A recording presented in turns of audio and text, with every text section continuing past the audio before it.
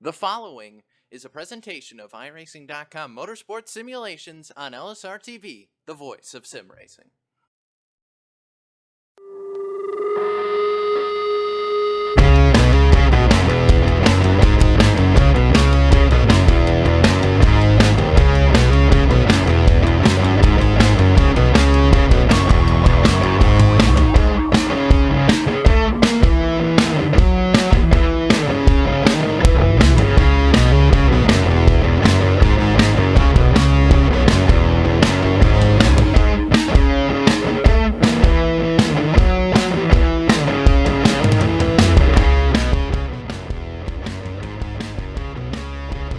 Tonight from New Hampshire Motor Speedway, we begin the second race of the postseason, or really the championship season for United Sim Racing B and C Lawn and Landscaping Truck Series, and it's going to be here tonight for the Loudon 200. Happy to have you all along with us as we welcome you to LSR TV. Myself, Austin Coop, next to Kelly Dahl and Cisco Scarmuzza in the production trailer.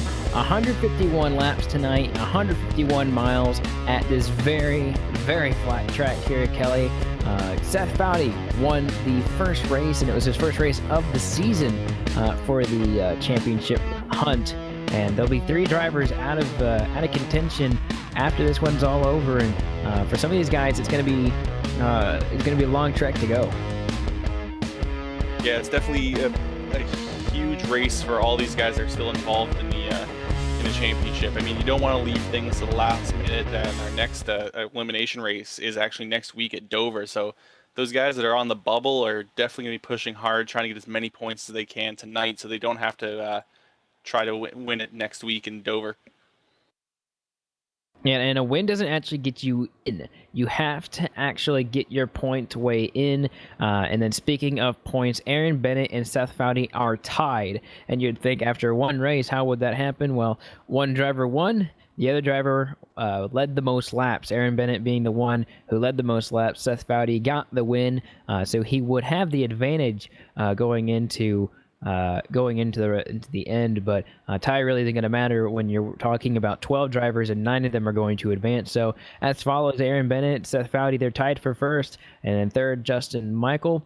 He's squeezed back behind by 2 points, and then another point behind, you got Scott Simley, Greg Mall, 2 more points behind, and then you got 1 point behind Mall, Robert Gillenwater, Shane Hawthorne, they're tied, Steve Herring, Michael Waters, Justin Kleber, he's the first driver on the bubble, Dwayne Dunn also on the bubble as he had 2 incidents last week, and then Jamie Walker, he did not even race last week, and currently, he has the pole time as we have about 2 minutes left of qualifying. He said before the championship he's going to miss last week's race. Can he make up all these points? We're just going to have to see. Well, if there is someone that can do it, it's definitely got to be Jamie Walker. I mean, he's been one of the fastest drivers in this series from week 1, and he's put down consistently fast times, consistently fast finishes, but actually only ended up winning 2 races so far this season, but most of the time he was up in the top 3 at least. So he's definitely got, I think, the highest average finish of this league. So if there's going to be anyone that can pull us off, it's going to be Jamie, but it's definitely an uphill battle he's got coming up for him. Best average start and best average finish. He came into the championship as the leader, but it didn't matter. Everyone got reset to 1,000 points, and it was a clean slate for everyone. And 11 drivers that went out to battle, and throughout he came out with his first win of the season.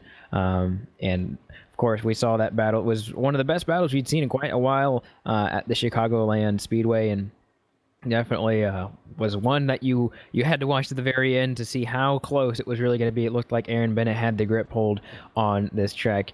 But that was last week. These guys now qualifying at this moment, they're going to have to figure out how to get these guys at the top. You have the 3 guys, Kleber, Dunn, Walker. They're out of it if it were to end right now, and they have to figure their way back in. Now Jamie Walker, of course, has the provisional pole until qualifying is over. Seth Foudy, he's in second right now, so a lot of momentum going over from last week into this week. It's going to be huge for that 22. Oh, and not to mention, he won last year's race here. Yeah, so there is definitely some advantage towards him at this moment, but it's going to be a difficult race. It's not known to be an easy track to pass at. It's only a mile long. It is extremely flat, so it comes down to who can get a better launch off the corner, and really you can carry so much more speed on that inside because you don't really have the banking helping you on the outside. So we'll see a lot of people trying to guard that inside, and maybe you'll see someone run down way too much onto the inside and end up kind of shooting to the outside on the under braking. And as qualifying has concluded, give Jamie Walker another pole. That's over 4 poles for this season. The driver's done an absolutely remarkable job in qualifying week in and week out. Average start of 3, which is incredible. It's only going to go down after this week. And hopefully, for his sake, he can try and get a win and propel himself and to try and getting that championship. But we'll have to see it as it starts out. We're going to go through your LSRTV starting grid right now. Jamie Walker with a time of 30.214. He is your pole winner, with Seth Foudy an entire 10th and a half behind with a 33.95. Shortly behind Bobby Terrell, Jason Jacoby, he's going to get that 4th position. And then Rod Flagg from the Super Speedway Cup Series, he is going to start in that 5th position. 6th goes to Chris Guibault. 7th is the 68 of Scott Simley. The 18 of Ricky Howell Jr. is rolling off in 8th. 9th goes to Shane Hawther, and rounding out our top 10 is the 39 of Dwayne Dunn. Scott Formosa at that number 80 Chevrolet. He'll start in the 11th position with Dylan Phillips to his outside. Robert Gillenwater, he needs a good finish today to keep himself in the running for the championship as well. He'll start 13th. James Nunn, he'll start in that 14th position, and 15th will be Justin Kleber. 16th will be our last driver to take a time, Keith Butt. The rest of these drivers decided to just start at the back, did not go out for qualifying. Justin Michael will be rolling off in 17th. 18th goes to Michael W. Waters. 19th to Greg Mall, and 20th to the number 3 of Aaron Bennett. Now, all these drivers did not take time. George Hendricks starts 21st. Randy Yoakum, he'll start in that 22nd position. 23rd, Brian Cutts. 24th will be Ralph Vander Voors, and Steve Herring. He will round out your LSRTV starting grid in that 25th position. Track facts are going to be displayed right there for you. It's a 1-mile oval, just a little bit over, of course, and the bankings are going to be about 12-degree bankings on the corners, and then a 1-degree banking on the straightaway.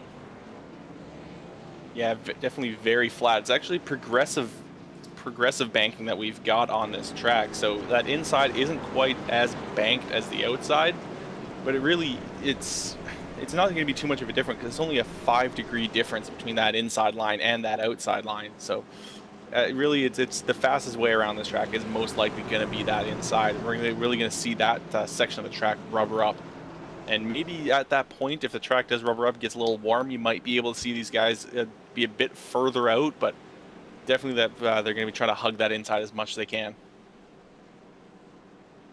We'll just have to see as it all straightens itself out. Drivers are 2 by 2, waiting for that pace car to dive down pit road, and definitely looking for this one to get started. The driver who did not start last week, he's going to start at that pole position, and we are going to see that pace car duck around pit road. And Jamie Walker, he's going to be on the gas pedal. Green, green, green. And the 17 is going to start these guys for the New Hampshire 200. And Seth Foudy actually challenged him a little bit down that front stretch before they got into that first corner. He's going to run a little bit wide. Maybe he's going to try to arc it around the inside, but he doesn't actually. It looks like Jason Jacoby, he's going to challenge on the outside. Jason Jacoby making a move early on for that 2nd place. He's got a nose going into turn 3, but Seth Foudy has that preferred inside line, but can't carry the speed that he needs to get around that corner, and gives 2nd place to Jason Jacoby. A great move on the outside.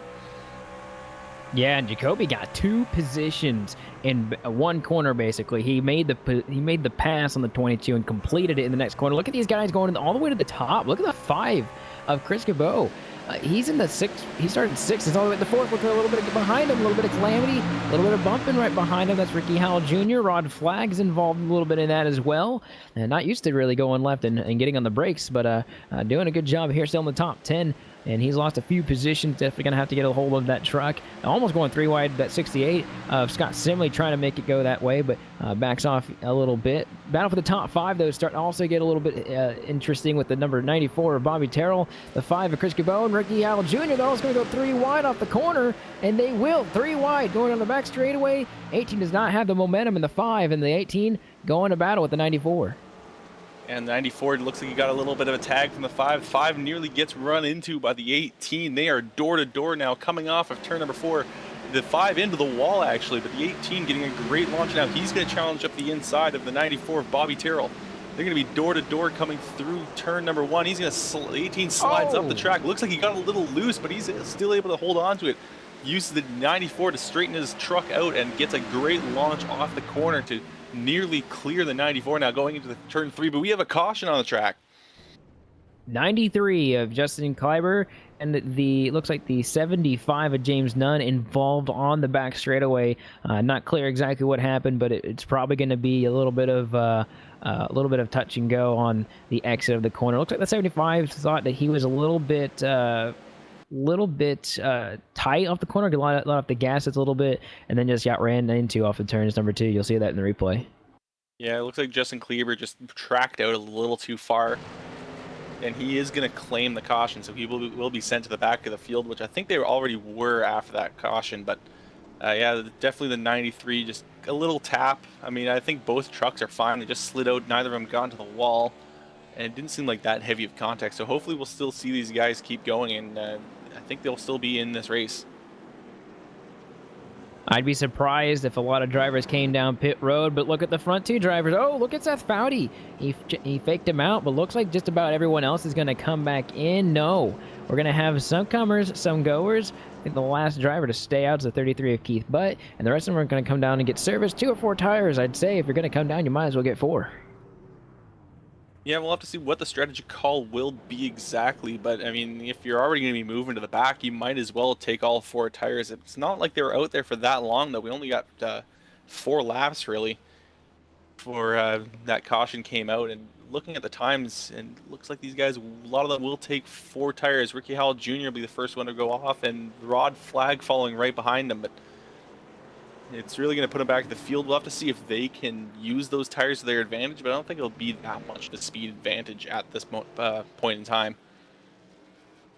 And just before that caution, I was going to note about the 18 of Ricky Howell Jr., who came down pit road in that 6th position. Actually, he came in the 3rd position. He was right, or 4th, I should say, right in front of Bobby Terrell. He moved Bobby Terrell out of the way right before that caution flag and got the position. Came down pit road, forfeited that position, but the 94 of Terrell was not happy with that move. Almost exactly when it happened, the 94 was on the radio queued up, and obviously gave a little bit of a displeasure to the 18, saying it's lap 4. He did not like to be raced that way. However, Ricky Howell got the position, no matter which way it happened. So look, keep an eye on those 2 as the night rolls on, as neither of them are actually championship hunt drivers. 7 trucks decided to stay out on the racetrack, and again, I think they weren't really racing long enough for the tires to really fall off, and the tires will get a chance to cool down now during these pace laps, so they won't really have to worry about that much of a loss of grip at the moment. So maybe for these other drivers, it might be a strategy call, seeing if they can go a bit longer on the next green flag run, but we'll have to see just how much that shapes out now. Yeah, a few more pace laps for these guys will definitely ensue, and you got a couple guys up front, top 5 as follows: Jamie Walker, Jason Jacoby, Seth Foudy, Bobby Terrell, and Dwayne Dunn. Dwayne Dunn up a lot of spots. He's up 5 spots to 5th. And then look at Keith Butt. He's making the strategy call right now. Did not have the fastest car in qualifying, but we've seen him do this a lot. And Keith Butt's actually, I think in Indianapolis earlier this season, he was one of the drivers that really benefit off of caution when he did not pit later on. He was extremely far back in the pack, and definitely looking at that 33. He's really gutsy when it comes to these pit calls, but he might actually make it work. He's got everyone behind him with 4 fresh ones, so maybe not in this junction unless he gets a quick caution. Is it going to really be helpful? But that could be something to pay attention to as the night rolls on, as we're on lap number 8 going to the green flag. Yeah, we'll have to see what kind of launch these guys will have off of the green flag here. Jamie Walker usually gets a great start, usually jumps way off ahead. We'll have to see what Jason Jacoby's going to have to do. He's going to have to start looking out of his left window to see when Jamie launches. iRacing pace car coming down to the safety of pit road, and he's on the gas immediately. 17 going to bring these guys to the front. Outside line gets going, except for behind the 94. They are caught sleeping, and it's going to be 2 by 2 going into the turns number 1. First 3, 4, now almost 5. Looks like 3 wide going into the corners. That's what new tires is going to get you. And there's a huge wreck going in turn 2. Big junk. I think the 3 is involved, and that's going to give the 3 a very difficult truck to drive after that one. Yeah, it looks like the number 5 just lost the truck, and where he was in this situation was just the dead center of the track.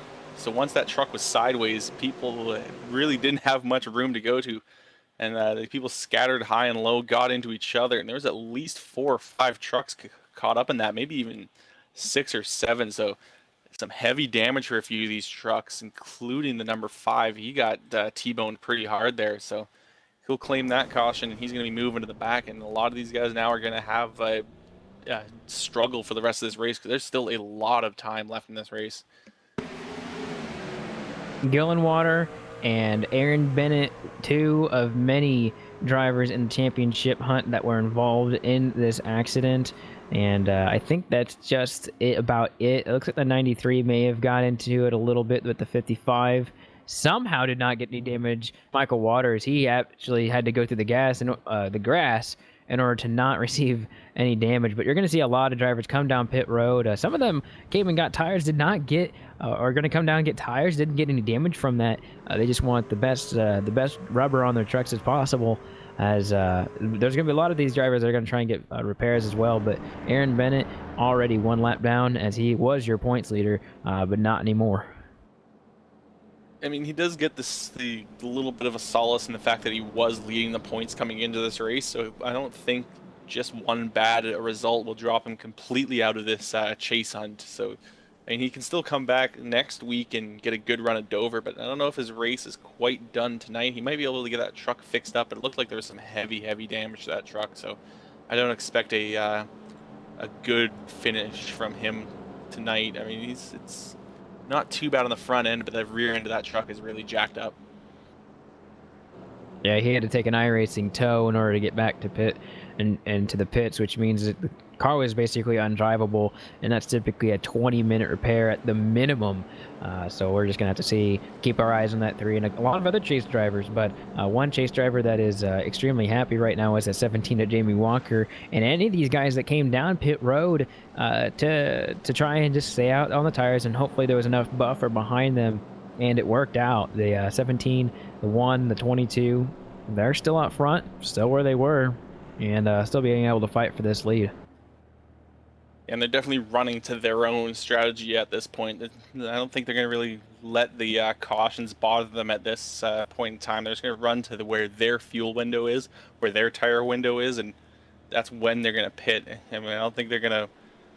They really don't seem to be wanting to pit after these short little sprints. Now, for those of you who did not join us last week at Chicagoland, there's going to be some indicators on who the chase drivers are, if you did not catch it earlier in the broadcast either. These drivers have yellow numbers. They also have yellow numbers on the ticker. So definitely be aware of that, as they follow. Would be in alphabetical order. Would be Aaron Bennett, Dwayne Dunn, Greg Mall, Jamie Walker, Justin Kleiber, Justin Michael Waters, Robert Gillenwater, Scott Simley, and then you have Seth Foudy, Shane Hawther, and Stephen Herring, who are in this 12-driver hunt. It'll be reduced down to 9, as we talked pre-race here, Kelly, and already some implications happening at the very beginning of this run. Yeah, this is only race 2 out of 3 in this stage, but these guys have to string together a good number of results, because as you also mentioned earlier, you cannot win to advance. You have to be in the point standings to be able to advance that next stage. And as they rounds turns number 3 and 4, as we've seen the 17 do every single time, he will start this race once again. Second restart of the night about to ensue. Pace car coming down, and another early jump by that 17 of Jamie Walker. He's got the 1 of Jacoby and Foudy behind him, but look at that 1 of Jacoby. He's extremely strong on this outside. You're going to see it right now, side by side for this lead. And wow, look at that 1 truck. He's going to have a humongous power off the corner. Gets a little tight, has to get off the gas just a little bit. And they're running side by side for the lead, and there's 3 wide behind him, but it doesn't matter. The lead is where it's at. There is a big cluster of trucks behind these 2 drivers fighting for position, but it looks like Jamie Walker will actually win the race off of turn 4. So Jason Jacoby brought the battle to Jamie Walker, couldn't quite finish it, now has to regroup and look for another opportunity as these trucks are now starting to filter down to a single file. Looks like the 33 is running into running at now. Oh, actually, he hit the wall, so the 33 losing all his momentum nearly gets tagged by the 39. There's a big checkup behind him. The 18 also able to avoid that issue there. Oh, contact! Rod Flag's going to turn the 18, and then Rod Flag gets run into as well. This could be a lot bigger than it was, and a few trucks got involved, but Rod Flag dove the truck in there and basically took out the 18 of Ricky Howell Jr. That was just about clear as day. Rod punched it in there, and it just was not sticking on the bottom like I think he thought it was going to. Replay going to come up here shortly, and Rod really wanted it, and no, I think I'm looking at it. Yeah, it looks like the 18 came down. I'm looking at it. The good thing about this track is we have those lines on the track. It makes it a lot easier to see the situations. It looks like Rod was staying pretty even with the line, and the 18 might have come down on him. So it's going to be interesting. In this league, you have to claim your cautions. It looks like Rod is going to be the one that will claim the caution. He's going to be put back to the end of the line, but I don't know, looking back on this one, I think it might have maybe bit between both of them, but I think Rod kind of did hold his line there. Yeah, but he didn't have the nose in the corner, and when you get into the corner like that, you're not going to expect a driver to be there, and definitely the 18 had no idea the 10 was there. It could be going either way. Nonetheless, the 10 did take the penalty, and he's going to have to go to the end of the longest line early in the race to have a strike against you, but that's what it's going to have to be. And Rod Flag, first race in this series, not really the way you want to start it, but this is not an easy track if you're going to start in the trucks here. This is a hard track to drive. It's not banked at all, and Rod may not be used to that, and so he's just going to have to get a grip on the flatness. And I think all these drivers are just having a slight bit of an issue with how flat you can dive it in the corner, but you're also going to go really high up the track. I think even if he kept it going straight with nobody in there, he would have still gone up the line, which I don't think he was intending to do. Nevertheless, the running order is still going to change quite a bit. But look at that 33 of Keith Butt. We talked about him. He got right in the walls. We talked about him. Poor old LSRTV curse. And the 33 of Keith Butt, he's in 4th, and this is pretty impressive for that driver. Took the pit call, like I said, and it's really benefiting him. Yeah, he saved a little bit by that caution. He lost a lot of momentum right before the yellow flag waved, but I mean, at this track, because you have to brake and slow down so much in these corners, the momentum isn't a huge thing like it would be at, say, a track like Michigan where you have those long straightaways. So he really did kind of luck out, but at the same time, I don't know if it was going to hamper him that much. I think we'll see if probably a few more drivers tag the wall, but he got to tag the wall a bit further down the straightaway that we're used to. You usually see these guys coming out of turn 2 and then smacking the wall there, or turn 4, because the exits of these corners are so tight. But I don't know if he maybe was just a lapse in focus or something, but he kind of scraped the wall like halfway down that straightaway. Yeah, it's not like the corner comes in on you or the wall comes in you like one of those short tracks of New Smyrna or like Chicagoland last week where you're always turning left. And definitely interesting. It doesn't look like it's going to really hurt his car or his truck, hardly any, and looks like it's going to be able to keep going forward. I mean, he has the best tires of anyone in this top 5. I believe Dwayne Dunn may have new tires as well, but I'm not quite certain. And then Shane Hawthor does have new tires. So this top 4, or this top 3 really, is looking like kind of like a sitting duck. they have the old tires, and they haven't pitted once. And you have the few guys behind them, the 39, the 33, and the 11, who have gotten tires. And then you have the few guys behind them that just took tires this time by. So 30 different tires, tire wears on these trucks.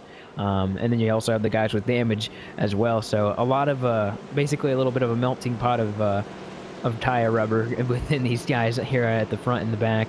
And as another restart is about to get underway, iRacing pace car once again for the third time ducking down, and Jamie Walker gets a big jump again. It's a lot easier to do it when your head's up on the straightaway, and that one truck, gotta watch him on this outside as he did last time. Had a humongous run last time, and look at the 33 at Keith Butt.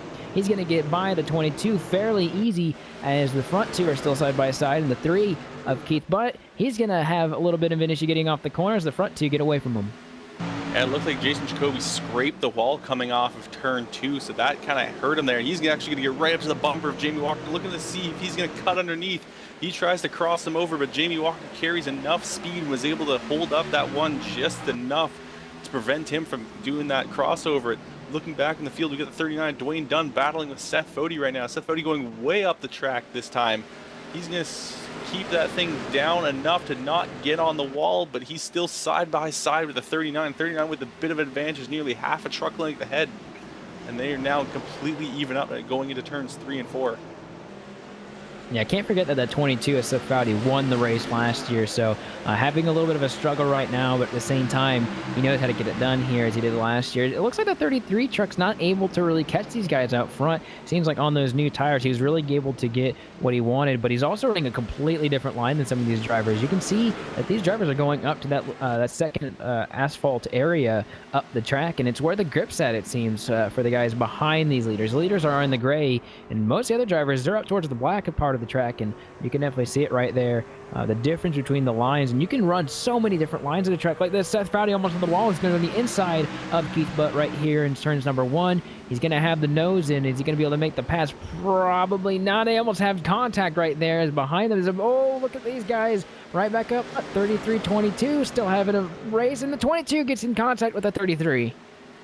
33 nearly turned himself there. Looks like he came a little bit down on the 22. If the 22 held his line, probably would have turned to 33. However, it would have put damage to both of those trucks. So the 22 just ducked out of the way, and now still keeping the fight to him. Not quite clear of the 33. He's going to keep attacking on that inside line. The 33 now will get clear going into turn 1. The 22 holding up just a little bit, can't quite get around him. He's going to drive up the inside this time. He's got a good run. Oh, as there's trouble behind him. It looks like the 11 of Shane Hawthor is into the inside wall. He's on the grass. No yellow at this moment, so they will keep going at full speed as he pulls back now onto the track. We'll get up to speed fast enough, so we are going to stay green as we take a look at the replay of what happened to that 11 truck. Yeah, it looks like he just got a little bit loose right there, and you see it right there, just whipped the car right around off the corner, and it's going to have a long way back to the front if he doesn't get a caution. So hard, tough break, and he's 14 seconds behind all the way back in 11th place. Well, there's that break for him right there, and it's going to be for, he can't see, maybe the 4 of Kleiber in the 93, or the 93 of Kleiber in Robert Gillenwater, involved in another accident. Both of those guys were involved in the first one, and now they're involved in the second one. Looking at the replay now, looks like some trouble coming off of turn 4 between Randy Yoakum and Justin Kleiber. They just get into each other coming off of the corner, and that just sends the Kleiber around, gets into the 10 of Rod Flag, and then the 4 just punts him hard. And I think there's going to be some damage to all of those trucks involved at this time, and it's starting to look like we're not going to get very many clean trucks at the end of this race. No, but the ones that are clean are all up the front. Everything that's happened so far has been towards the back, and you got to think, if you're these drivers up front, these guys with tires, they're starting to come up to the front, and so with that, they're going to come down pit road this time, and I think it's a smart move. After 26 laps, they're going to be able to do it. Looks like the 39 is going to try and maybe get a lap. He's maybe going to try and get a lap led, maybe get a point here, come down later. Who knows at this point? But all the drivers are going to come down for service. More than likely 4 tires on all these guys on this stop. And Jamie Walker gets into his box clean, and looks like he's fairly centered as well. I have to see if anyone's going to beat him off. Looks like Michael Waters is actually going to drive through, as well as Justin Kleiber. Seems to be a number of guys that elected. I think Ricky Howell Jr. might have just taken 2 tires because he got out of there real quick. But Jamie Walker taking 4 will lead the rest of these guys out of the pit road. So a few drivers deciding to call an audible there and just drive through the pit road, or maybe they may have missed their pit box. But it looks like Ricky Howell Jr. might have taken 2, I think. You know, the last time we saw a driver involved in an accident and going through the pit stall and not getting service was when Seth Foudy got spun 6 times at Richmond. So I hope he comes down pit road this time by. No, he's not going to come down pit road. Justin Kleiber looks like he's going to continue to stay out, maybe try and get a point here for leading a lap. That's actually exactly what he wants to do, and he did get that lap led. You got to do everything you can to win a championship, and when you just got a truck that just got beat up, torn to all can be, you have to stay out there. You have to get as many points as possible. So definitely something that the 93 just has to do at this point. Try and stay on the lead lap as well, as he was getting really close to. If he went down pit road, he may have lost a lap as well. But getting that point, really important. But then you got to think about the guy behind him, Ricky Howell Jr., not involved in the chase at all. He's probably going to take over the lead if the 93 comes down pit road. So got to think about that 18. Really strong earlier on with those 4 tires.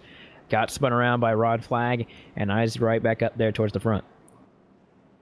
Yeah, it's going to be interesting to see how he holds up against Jamie Walker, who's going to be directly behind him. Jamie's on 4 tires, and Ricky Howell Jr. is only on 2. And you got to think that the advantage is going to be towards Jamie Walker. He's been fast all night, and he's got the advantage of having more grip. But we'll have to see if what really he's going to that 18 truck is going to have to do is jump out in front of Jamie Walker off the start and then try to hold him up as much as he can, because he can't really beat Jamie on outright speed at this moment, you'd think.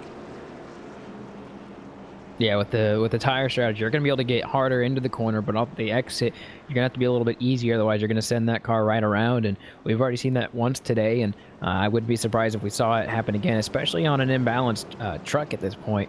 When you get 2 separate sets of tires on your truck, it's not going to act the same as if you had the same, undoubtedly, but at the same time, you're going to have different pressures at different temperatures, and it's going to take a few laps for that truck to maybe get where it really wants to be. We've seen these happen on shorter tracks. On the bigger tracks, you typically see these guys get around them pretty quick, but at an intermediate track, it's kind of going to be interesting to see where this 18 truck really lies, and it's going to happen all on this restart. Pace car has its lights off.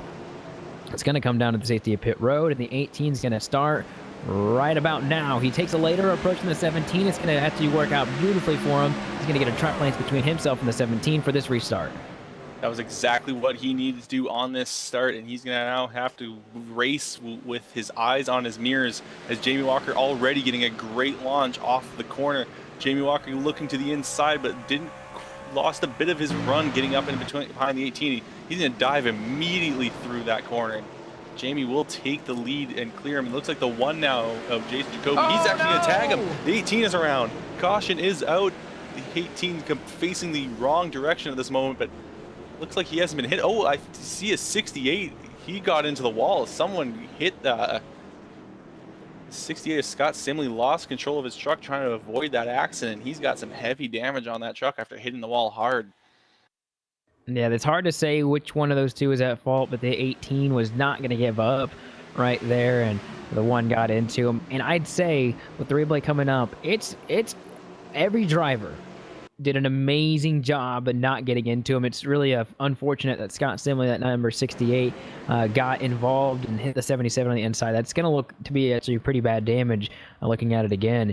But that could have been a lot worse for Ricky Howell Jr. Just sat on it and just waited for the drivers to go by and prayed that no one was going to hit him. The second caution he's been involved in tonight. And as we happen to come across lap 30, we will take a chance to take a step aside after the pit stops ensue, and everyone's coming down here after this one. Which is a bit surprising. They weren't racing for very long, and there's still quite a number of trucks that have elected to come down pit road. Some of them aren't very surprising, like Scott Simley coming down to fix his damage, but there's a few of these trucks that I think they just pit and they're already wanting new tires. So I don't think we even really got more than a lap on these tires. There's really no advantage to coming down this early.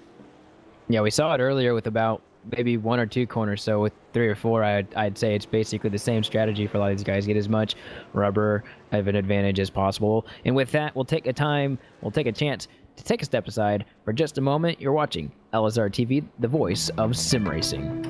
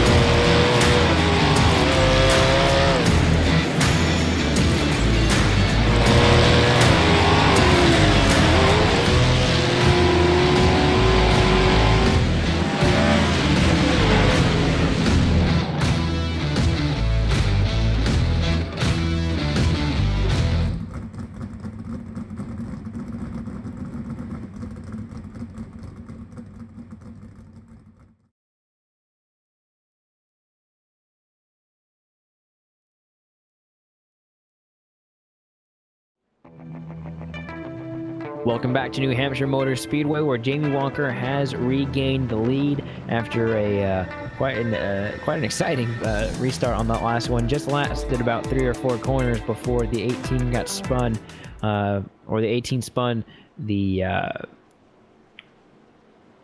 spun one of the other drivers around in corner number 4, causing that caution. We are about to go green racing. So Jamie Walker, Jacoby, and Seth Foudy, along with Bobby Terrell, they've been the cream of the crop this whole race. They've been to top 4 and haven't really been able to take them off the mound. Those 4 have been charging up front, battling it out between themselves and still being able to separate themselves. Looks like Scott Formosa and Keith Butt, they're rounding out the top 6, and you got Randy Oakham, Dwayne Dunn, Brian Cutts, and Scott Simley in the top 10. Pace car off and away, and there's a big jump from that inside. Jamie Walker, a huge lead, and those first 2 trucks of Walker and Jacoby, we've seen them dance a lot this season, and they got a huge jump between everybody else. Oh, it looks like the 22 got a shot from, I think it might have been Keith Butt there.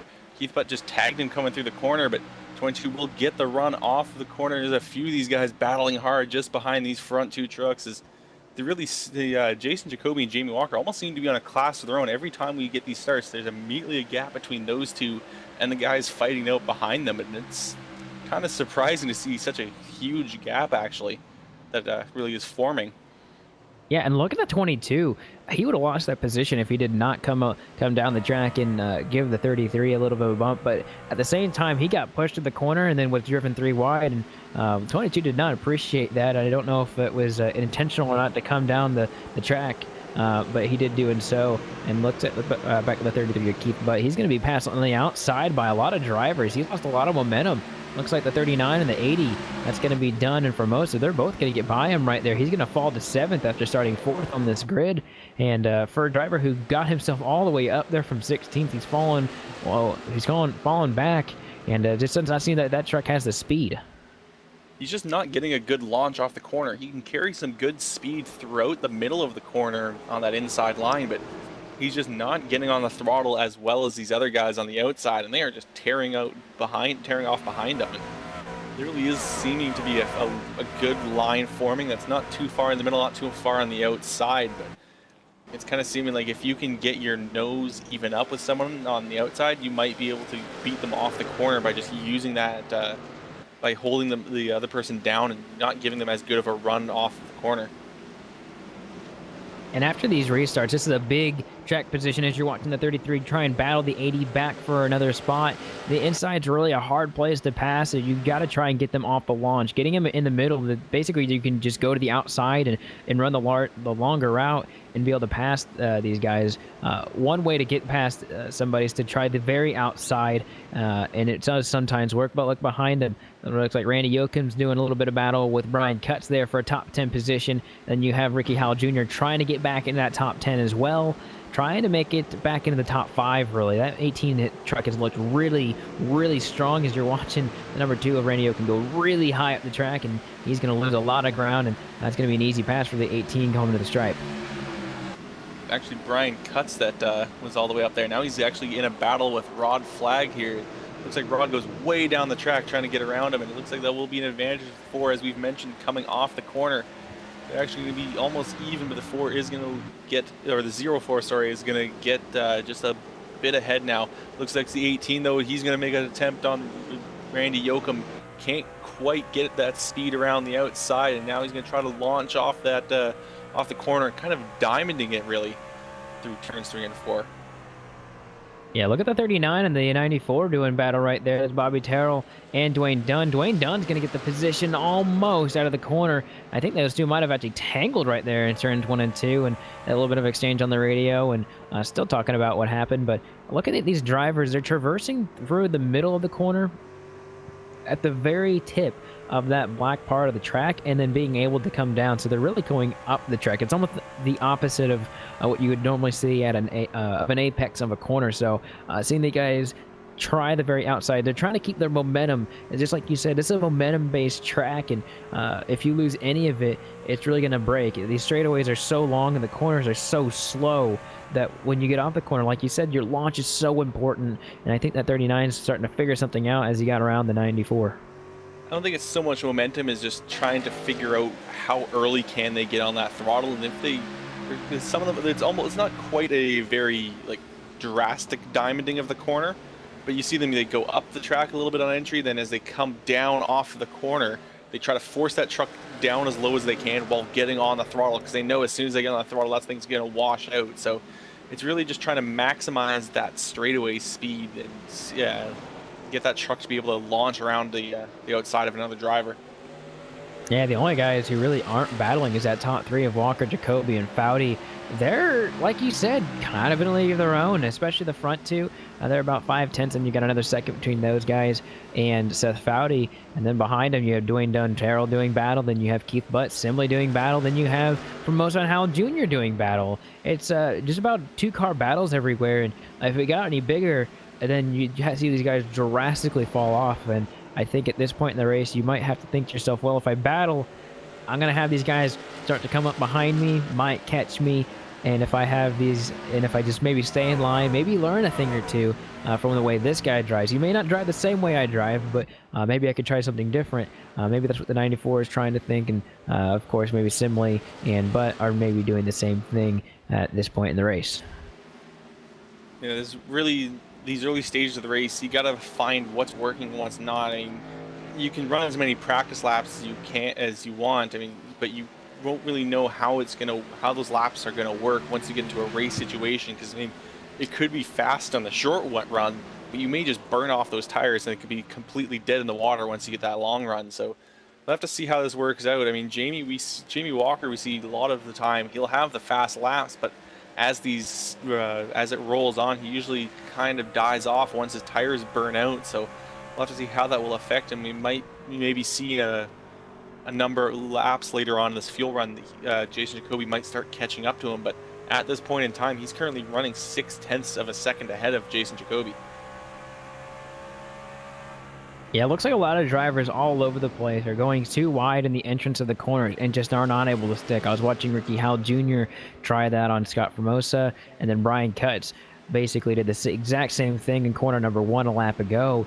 And what these guys are trying to do is they're trying to get the position and then go and basically just try and pass them. I mean, it seems, I'm making it sound simple, but what they're expecting is that, what they're thinking is that these guys are in front of them are holding them up, and then I'm able to go as fast. And as these laps start to wind down, pit stops will start to come up, and then you're also going to think about getting lapped. and that's not something you want to do, especially if you're one of these guys towards the back of the field. I mean, this is extremely spread out, the longest green flag run we've had, and the most spread out these trucks have been. But at the same time, we still have some battles all over the course, and the 18 and 20 still doing battle for 8th, and then you still got the 2 in front of them. These battles just they keep going on, and they don't really resolve themselves, but they're still there. They're there every single lap, and they're just waiting for one guy to make a mistake. And then when that mistake happens, you got to really pounce on it and make it count, because if you don't and you go to the very bottom of the tech, you're going to make your tires squeal, get real hot, and you could be in hot water later. Yeah, you really don't. You want to try to pass these guys, but you really don't want to overwork your tires, because it's at this stage now, it is a bit of an endurance race. You have to keep that truck as clean as possible. Looking now at the 80 of Scott Formosa and the 18 of Ricky Howell Jr., they got really close to turns 3 and 4. Looked like Ricky Howell nearly hit him, actually. Yeah, look at the 2 in front of him. Keith Butt trying the very bottom again. He likes the bottom, and we've seen that. He's the only driver that's really traversed the bottom consistently over the span of the race, and he's going to lose a lot of momentum. Look at the 88, or the 80 on the inside that Scott Formosa is going to try and make the best of this one. It looks like maybe Ricky Howell Jr. will try and do the same, or maybe just leave him out there and try and pass on the outside. That might be exactly what he's going to do. 80 got a little greedy, might have to pay for it here, but look at the 68. He's going to get away from these guys, and 80's going to lose the position. Yeah, the 80 just backed off. Looks like he lifted through the middle of that straightaway. Didn't want to be fighting through that inside. I think he just realized that he was going to overwork his tires, and he wasn't quite going to be able to get that position without burning off some rubber there. As we've seen, like that it's not really the outside line. It's more of a middle line, really, that these drivers have run. I think they found that the inside has burnt their tires just a bit too much, and I've decided that middle line is a good mix between the momentum of the corner and getting that launch off of the corner. I think we're going to see throughout the night, there's going to be a nice big dark line through the middle of that corner. We're kind of already starting to see it. Yeah, and care to guess who's actually the fastest truck on track? You'd think maybe it's the leader, maybe it's one of these guys in the back of the pack trying to get as much as they can just held up. It's actually the one of Jason Jacoby. He's in the tire tracks of Jamie Walker and actually getting that draft. And it's something we really didn't talk about at all hardly is the draft factor. They're running almost exact times now, but he was about 7/10 off not too long ago, and he's back up to under half a second under Jamie Walker, and it's getting basically to every lap he's just chipping off a little bit and a little bit, and it's thousandths of a second, you know. And yesterday at the Super Speedway Cup Series, we talk about thousandths quite a bit, but that's how close that he's getting him. Just a little bit every lap. Ran a 2:06 that lap, and it was just 20 hundredths of a second faster. And he's also going to experience lap traffic here for the first time coming out of turns number 2. So one's starting to get a little bit of advantage from that draft, and I wouldn't be surprised if we see a battle for the lead maybe before pit stops happen. Yeah, I think that lap traffic hurt Jamie a bit more than it hurt Jason. Jason wasn't really affected by it, but Jamie had to change up his line just a little bit going through that corner. So maybe we'll have to see now if Jason gained some time. Actually, no, he lost 4 thousandths of a second that time. So Jamie really wasn't affected that much by that lap traffic. But it really is close between these two guys. Their lap times are very similar, and while the draft is kind of a factor, it's not going to be as much of a factor as say, Talladega, Daytona, or even Michigan. But it is almost about I'd say about a third of a mile, these straightaways. I don't know the exact dimensions, but I mean, it's still a fair distance that these trucks are going to be going. And there is going to be a bit of a hole in the air that's going to be punched by the size of these trucks. Yeah, it looks like 66 of Ralph Vander Voort. He's coming down pit road. Not going to be a big factor in the scheme of pitting as he's 10 laps down, but looks like the 4 of Gillenwater did come down pit road as well, and he's one of those championship guys. Pit early. He's going to try and get something out of this big time, and we did see somebody come down pit road via the road course. I don't think you have to do that, but they can actually just do it on the front straightaway. And we're going to see if Gillenwater is going to be able to pick up the pace. But it actually looks like he's still really slow on the track. Looks like these leaders are going to get right by him. Looks like Scott Simmons is going to get right by him. Perhaps he still has something wrong with that truck. But I don't know what's wrong with that Ford truck. He's really slow, and he just came down pit road. So I'm quite surprised right now. I'm looking at it right now through some other cameras, but there's some heavy damage on that 4 truck, and I think that is going to cost him on the night. I think if he was out of the chase, I don't think he'd be still running this truck right now, but with since he's got that yellow number on his door, he's got to get as many points as he can, so he's going to drive that truck until either the race is over or that truck can't drive anymore. So we'll see that number 4 just cling on. He's not really going to have a fun night, but it's really all you can do at this point in time with a heavily damaged truck at this stage of the chase. Yeah, I think anybody who's done league racing and iRacing, or any form of racing, to be fair, has experienced the salvage mentality of a race. I think Dylan Phillips is coming down pit road as well. The salvage mentality of you're not racing, but you are in a certain way of staying out there, just gritting your teeth, knowing that you're going to get past every single lap with a damaged truck. And yeah, I see the damage now too. I was looking at the rear end when I was talking about him. The damaged truck, he's going to get past just about every lap by somebody. And it's going to be really frustrating to know that there's nothing you can do except just keep the truck going across the track. But you could also get really lucky in this particular situation by staying out. If maybe one of these leaders has an issue, has a mechanical failure, or even simpler, just has an accident and is out of the race, you're going to gain on those guys. And you see it in Super Speedway Cups, Super Speedway Series races all the time. You see it in the NASCAR Series. These guys are salvaging. That's what the number 4 is doing.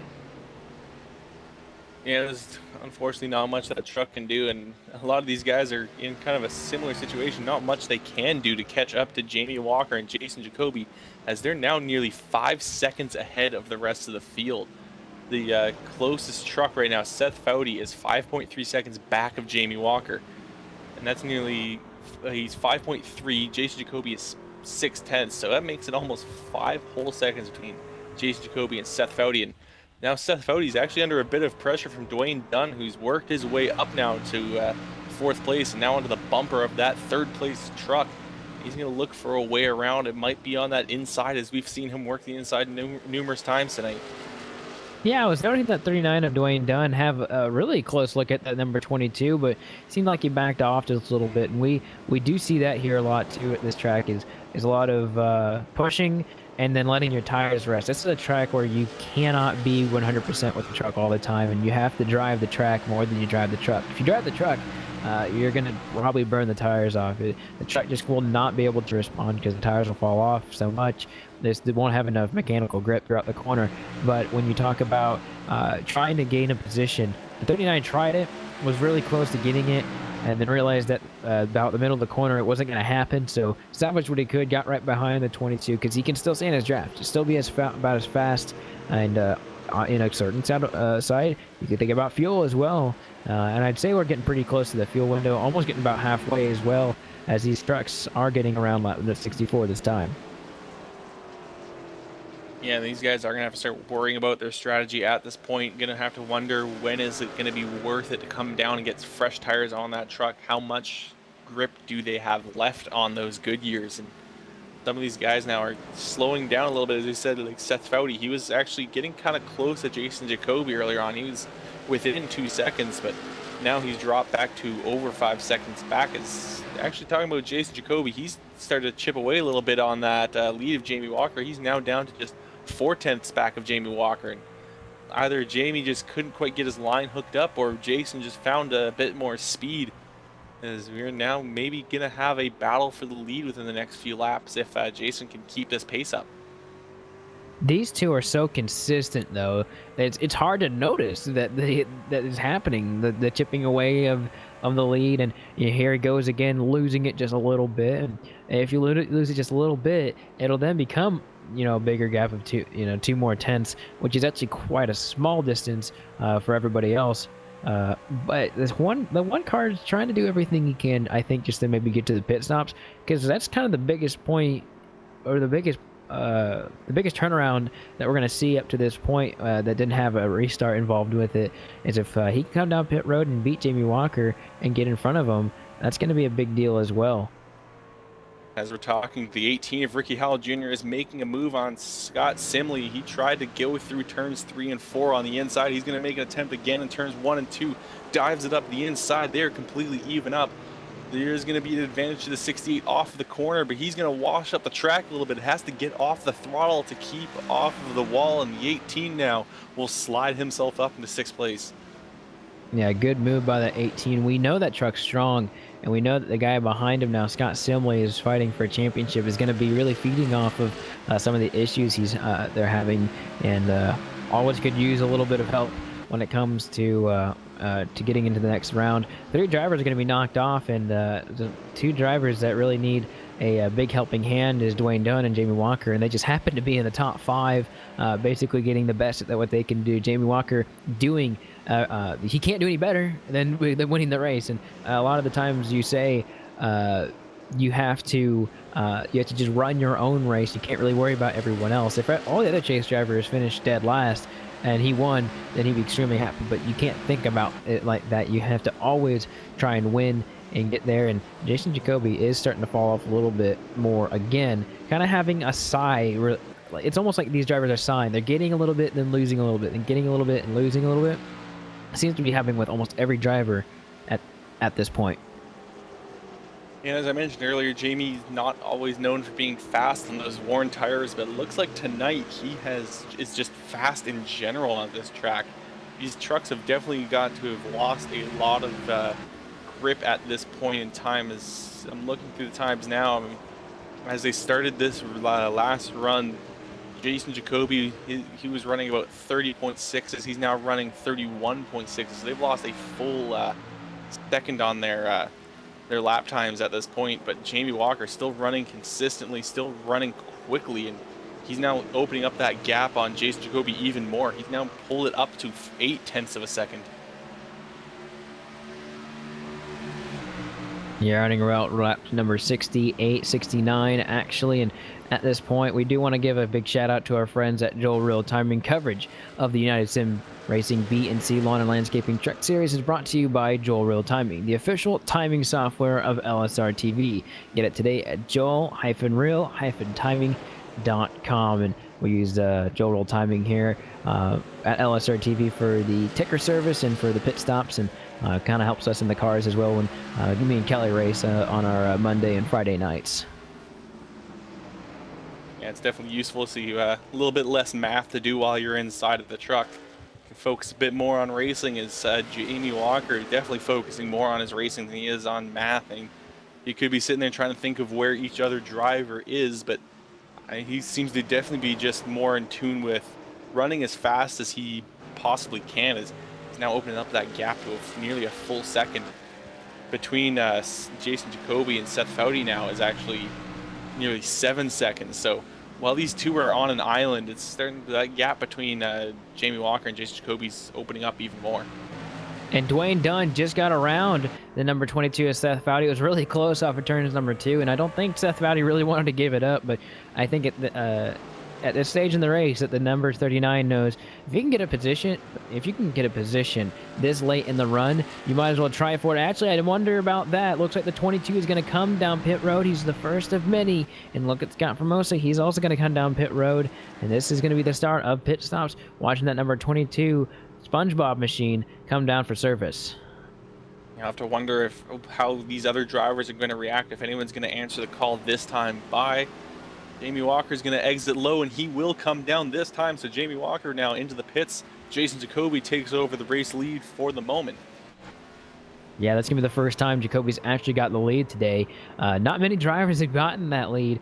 One of 3 now. Jacoby now being the 3rd leader and about the 4th lead change tonight.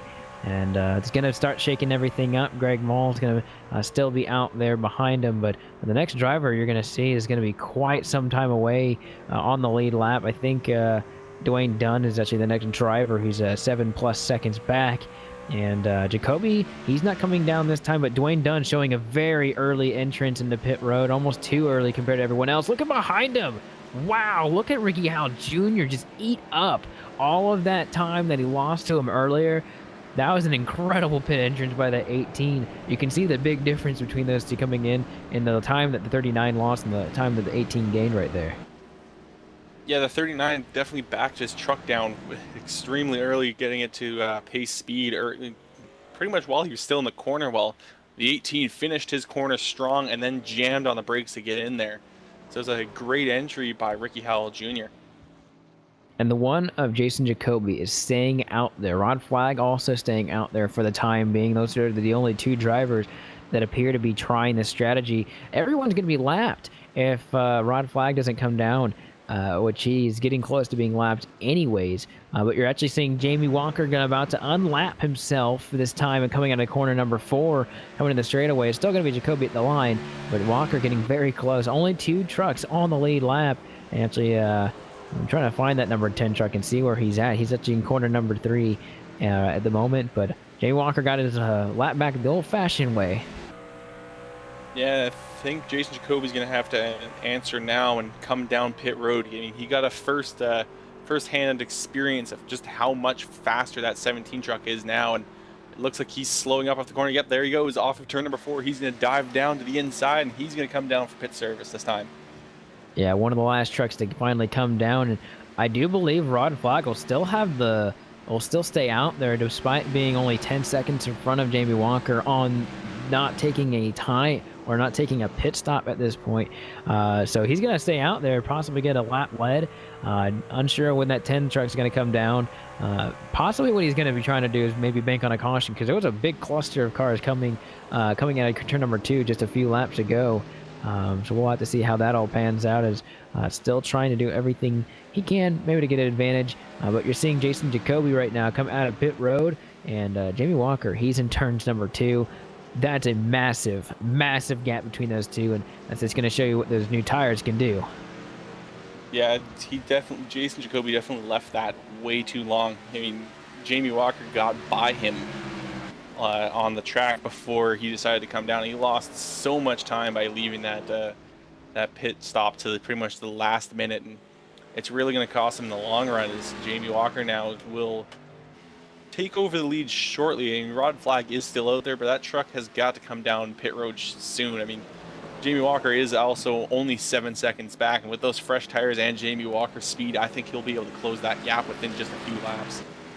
You know, I don't think that these guys can go all the way on that stop, but what if Rod Flag can maybe squeeze a few more laps in to this run?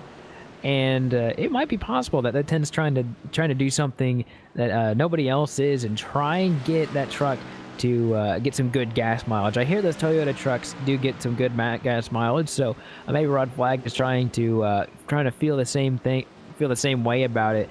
And it's not going to be long before he gets past, though. And he's going to actually get past right now.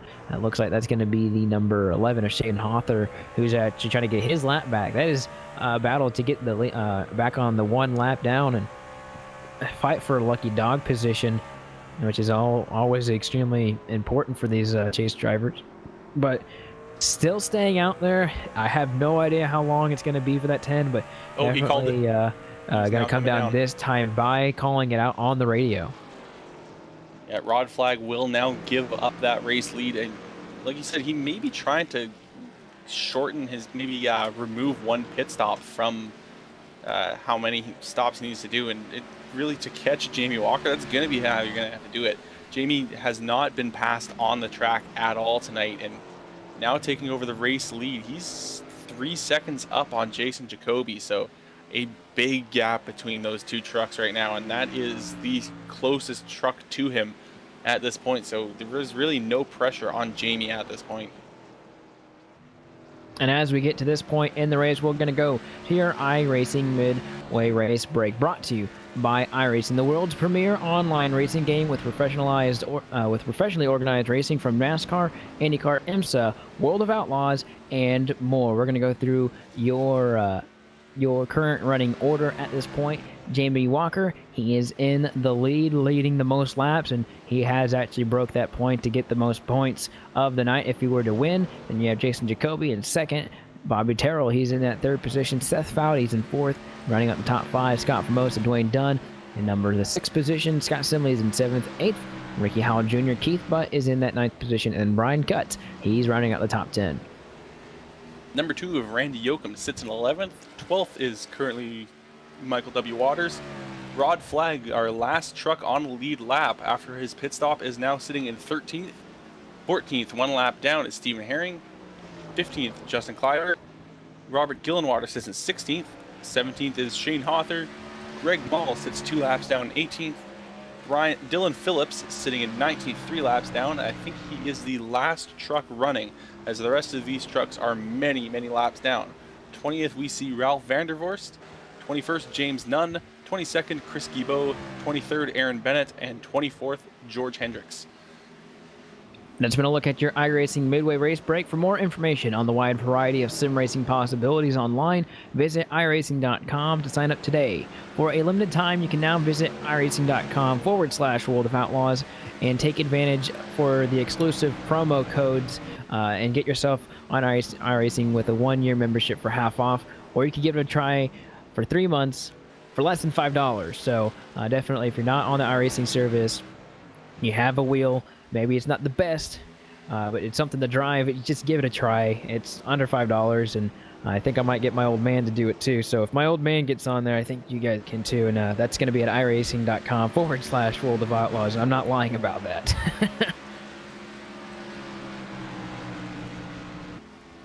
But talking about this race at this moment, it's being completely dominated by Jamie Walker. He's currently sitting 3.4 seconds up of Jason Jacoby, and really, Jamie can almost half throttle it around here until Jason catches up. I mean, he doesn't have to push his truck very hard, just has to carefully work his way through this lap traffic ahead of him, just make sure his truck stays clean. And really, it's in his hands to lose this race at this point in time. And unless something drastic happens on this track, it's only up to Jamie Walker to win it.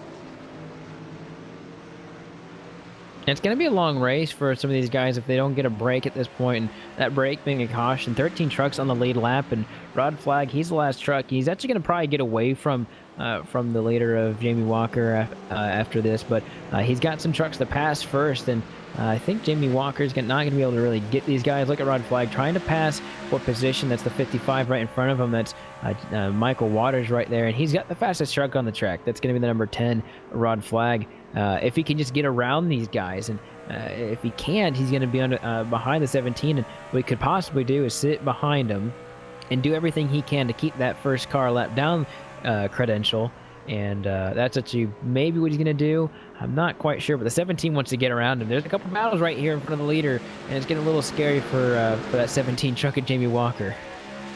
And Jamie just has to not force the issue, just make the passes when they come to him. I mean, as I mentioned before, he doesn't have any pressure on him. I mean, there's no real rush to get by these trucks. Actually, we see a truck go way up the track there, so Jamie will work his way through, and he will end up now just one more truck to go in this little patch here.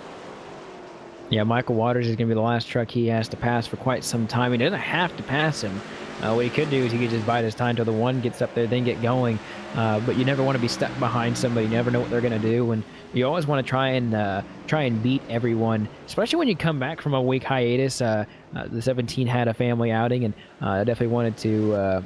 That was much more important to him than being on the iRacing service, and come back, try and win the race. And last thing you want to do is get behind these guys. And I'd say if he can try and beat as many guys and put as many guys as possible and put these guys a lap down, maybe get it under the top 10. That's a huge statement for the number 17 and for this, and the number 1 of Jason Jacoby as well. He's got a little bit more time on Jamie Walker Jacoby, but that was just after lap traffic right there, as we're getting on lap number 93.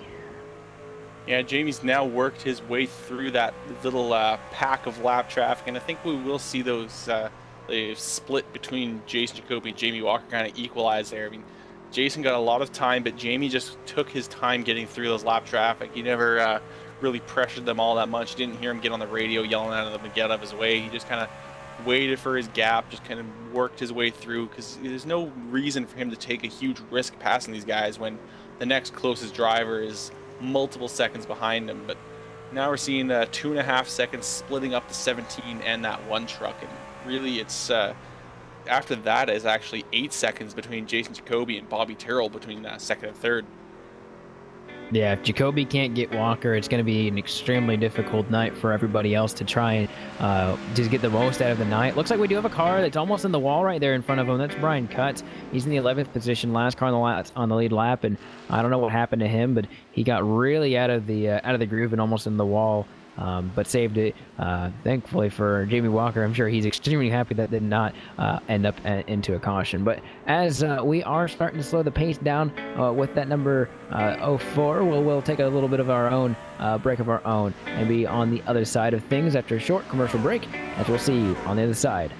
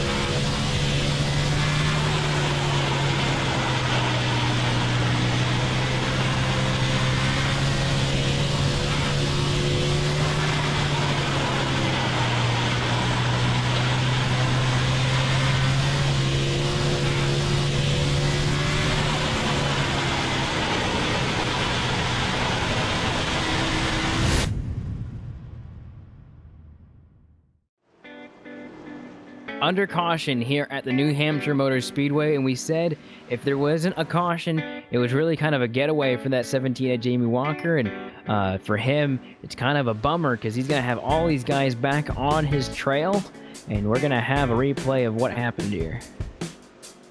Yeah, it looks like the 33 trying to make a move once again, just kind of just lost the control of his own truck there.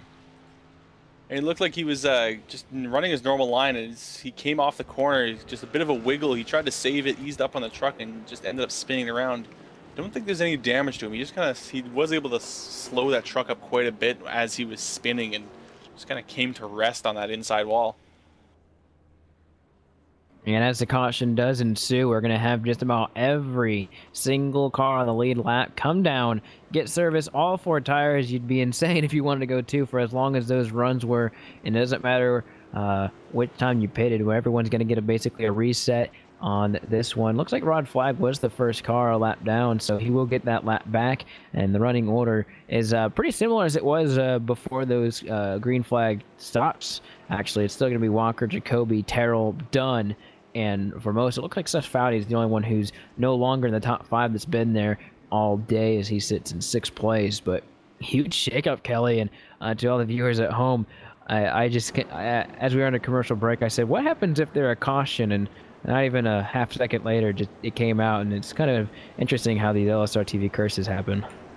That was definitely an LSRTV curse there, because we are not joking. The second he said the word caution, I heard my sim call out caution, caution.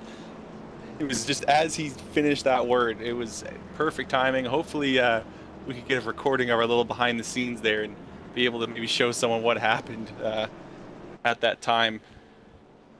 But now it's really going to shake up what we had in this race. I mean, it seemed like the last 50 laps were going to go with Jamie Walker being miles ahead of everyone else, but now it seems like there might be a chance for Jason Jacoby or someone else to shake this up. But we've seen many times before Jamie gets that great launch off the start and then just pulls ahead of everyone. So what Jason is really going to have to do, it's really going to come down to him. He has to get a phenomenal launch off of this restart and then get ahead of Jamie on that outside. He's challenged him a few times, but he's never cleared him. So what he's got to do is he's got to get around Jamie in that first lap, because if he falls behind Jamie, Jamie is just going to pull away as he's done multiple times tonight. And we have seen Jamie be so patient as well. If he gets past, he's not the guy that typically takes charge to get it back. He typically just waits it out and waits for an opportunity. I don't know if that's going to happen tonight, and I don't know if he's gonna try and allow Jason Jacoby to get that position as easily as he would on any other night. This is probably one of the biggest races of this season for him, just for the sole fact that he wasn't here last week, and he had 0 points. Even if you wrecked out last week, you at least still got a good handful of points. He didn't get any of that, and so it's going to be a really tough night if that number 17 doesn't at least get in the top 5 from doing as well as he has been. And it could even ruin his chances on moving on to the next round. So 17's got to do everything he can. I cannot really wait for this third portion of the race to start, as Jamie Walker and the 1. Great jump by both of them. Huge eye by that number 1. He's almost going to pass him here, or at least have a nose on him going into turn number 1. As they're going to side by side here for the lead. Looks like a little bit of action, bumper to bumper, side by side behind him. The lead currently is in the hands of the number 1, but they are almost even going down the back straightaway. They are completely even up now. It looks like the 1, though, kind of shook a little bit on entry into 3, and Jamie now sliding up in front of him, pulling off a bit of a slide job. The number 1 checks up, then goes to the inside, but loses too much momentum. So Jamie Walker does what he needs to do to hold on to his lead, and that was a fantastic move. But the battles aren't done behind them. Looks like Ricky Howell Jr. fighting now with a 39 of Dwayne Dunn. They are completely door to door, nearly getting into each other now off of that in the middle of that last corner. And Dunn also has a championship on the line. He was one of the last finishers, and look at the 18 get real hot in the corner, pushes him up the track, and actually that's not going to be so bad for the 39 of Dunn. He's going to be able to push off the corner.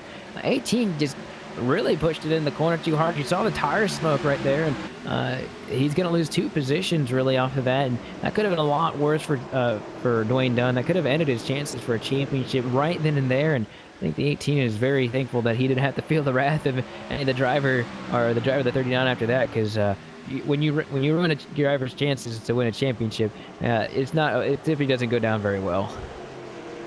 No, that was some heavy contact between those two. He kind of leaned on him going to that corner. Looks like he just maybe brought a bit too much speed in there, but he was able to recover. Didn't lose too much ground. He had the 94 challenged him, but he was able to hold off the 94 and keep his position, but the 94 still hasn't quite given up just yet. He's still trying to see if he can find a gap on that 18. Yes, looks like side by side behind him with Keith Butt and Randy Yoakum behind him in that number 2 truck.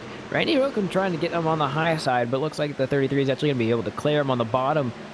And then the 04 is also going to clear the 68 of Scott Simley right there as well. Scott Simley in the top 10, and he's basically been there all day. Oh, wow, look, a huge junk right there in turn number 2. That's going to be Brian Cutts. I don't know what happened there. It almost looked like a blown tire. Obviously, we really don't have a lot of those in the sim, so it's really unlikely. So looks like he just got in the corner too hot, and the right rear just kind of kicked out on him going to turns 1 and 2. Yeah, and his truck is now smoking, so that is some heavy damage to that truck, and that's probably going to be the end of his night as he leaves a big smoke screen on the inside of that track, and he's going to pull that thing into the pits, and it's definitely going to be the end of the night of that 04 truck after heavy contact with that outside wall. But as we talk about that, we stay green, and Jamie Walker continues to lead this race, now just about 4/10 up of Jason Jacoby. So this is what I talked about. As soon as Jamie Walker cleared that number 1 truck, he was going to start pulling away. Jason Jacoby did what he needed. Oh, actually, he's going to get another chance as we have another caution. Scott Formosa is the cause of the caution, comes up and has a little bit of an issue off of turns number 4. It looks like it's kind of on his own as he came out. Look, I don't know whether it looked like he almost put too much wheel into it, but got a lot of damage because of it. And that's we've seen that happen once before, and that's the second time. It's on a little bit newer tires, but definitely kicked out right off before. And I don't think there was anything he could do once it was already around to keep it off the inside wall. Definitely tried everything he could, but single car spin on the inside is going to cause this caution at lap 107. Yeah, it's definitely a thing of too much wheel. He was really cranking that thing to the left, it looked like, trying to keep himself I don't know. It didn't make too much sense though, because I mean, he wasn't like he was all the way up at the wall. Maybe he just felt like he was gonna be tracking out a bit too much off the corner, but he was just cranking on that thing, and it just upset the balance of the truck, sent that rear end around, and put himself into that inside wall. Talking about that now, this really does shake things up. Jason Jacoby's gonna get another crack at it, and as we saw last time, Jason Jacoby brought the fight to Jamie Walker. They were door to door. And it looks like they are going to all come down for fresh tires. Maybe it doesn't look like anyone's going to actually stay out. So all of these trucks now are going to see how well of a pit stop they can get. Maybe Jason Jacoby can get him here in the under yellow. Yeah, it's gonna be under 40 laps when these guys come down for the restart, and it's just enough time where you have to take 4, but it's just not short enough to take a gamble because if it goes green all the way, you're gonna be a sitting duck, and these guys are gonna go all the way around you. Even though we only had a few laps on these tires, it is gonna be pretty detrimental. Is there gonna be anyone to take 2 tires though? Is what I'm curious of. And there's the 22. He's had a rough night all day. 22 is the first one off pit road, and I don't know if Jamie Walker got beat by the one. It's gonna be really close. He appears to be in front of him currently. That's Jason Jacoby. It's gonna be close. We're gonna have to see as maybe the 17 goes around him, but yeah, it looks like the 17 actually did get it at the line. That was a close one though. Yeah, but look at the 22. He's gonna take control of the lead here, so that's gonna shake up how these trucks are stacked up here. And it looks like the 22 decided he's just gonna take that gamble on the 2 tires, and it's going to be interesting to see how well he's going to be able to hold off these other drivers. And Jamie Walker's now going to have to start on the outside, which he hasn't tonight. I don't believe he started on the outside at all. I think every time he's been on the inside and been pretty much under control of this.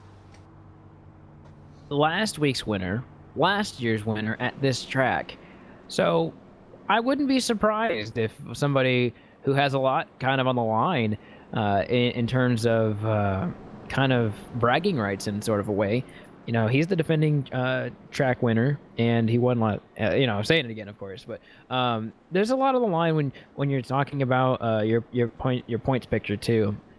He's in the lead, and he has no challenge from Aaron Bennett to take that from him. So if the race were to end right now, he'd continue to resume the lead. And there's a lot of momentum that builds from last week's win as well. And it looked like he was going to transfer over as he started in second, but he really started to fall. He was out of the top 10 when they came into the pits, and I have to believe that the 22 knows that there is a possibility of not being able to keep his position in the top 5 even with these 2 tires. But he has 40 laps to make it, and he's done it before here at this track. He's won here before, knows how to get done. So maybe this isn't a bad call with only a few laps under the belt with those tires, but it is risky with the amount of time that we have to the end. I talked about it with the 0 tires. I'm still going to talk about that with 2. It's just that gray area where you don't know whether to take the tires or no, and he kind of went with the middle option of taking 2. Yeah, it's going to be an interesting call, and maybe this will open the door for someone else that might be able to sneak by if Seth Foudy ends up holding up some of these other drivers on the fresher tires. So maybe this is what Jason Jacoby needs, maybe not, because Jason Jacoby's now going to actually be starting behind Seth Foudy. So if he wants Jamie Walker, he's not only going to have to get around Jamie Walker, but he also has to get around Seth Foudy. And really, it's going to be interesting to see how this all shapes up in these last 30 and change laps. Pace car ducking down to pit road once again and wins that number 22. It's a really late start and a lot of checking up there in the back, but he's going to get at least a truck length between himself and the guys behind him. Big checkup for those guys in the back. They were expecting a much quicker launch, and there's a lot of battling behind the number 22 as he's going to try and get a humongous launch side by side for second place between the 1 and the 17 that they've done all day. The 1 of Jacoby actually is looking to maybe get there, but no, the 17 of Jamie Walker, he's going to be able to clear him right there, and Walker's going to try and get that 22 on the inside. This will be one of the first passes for position he's had all day, actually, and he's passed a lot of lap traffic, but not a lot of drivers for position, and he's going to try and go for him here in turns number 1 and 2. There he goes diving to the inside, ends up not quite getting enough grip as actually now the 22 is going to wash up really high off this corner. So Jamie Walker now on the inside, able to pull even up, but the 22 getting a great launch, able to carry a lot more speed down that back straightaway. But with those 2 tires, he doesn't have as much grip through the corners, and Jamie Walker is going to use that to his advantage as he goes along the inside. He's now clear. Jamie Walker takes control of the race lead as we got trouble on the 18 and the 1 into the wall, into each other, now into the inside wall. So a big wreck for those 2 drivers, and it might have just taken out the only competition Jamie Walker had to worry about.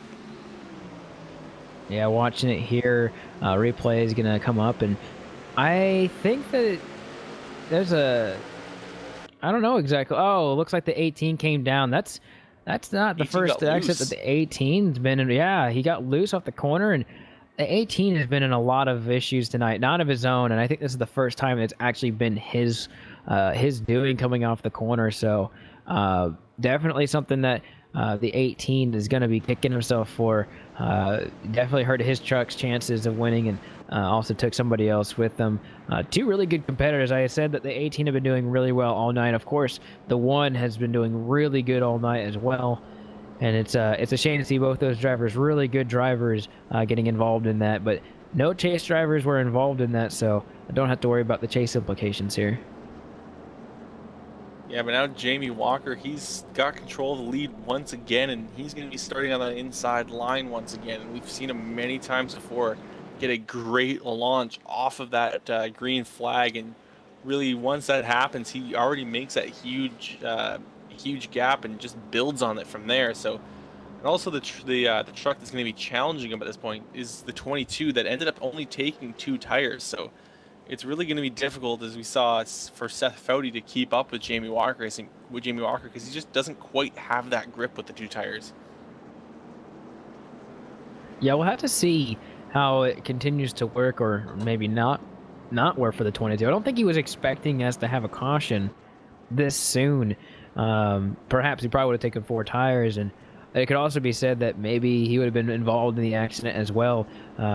You know, cautions breed cautions. We do see that quite frequently, but for the top drivers of the race tonight being involved in this last one is a little bit surprising. It just shows you that this track gets really hard to drive after a long race, and these trucks are so heavy and they plow so hard to the corners.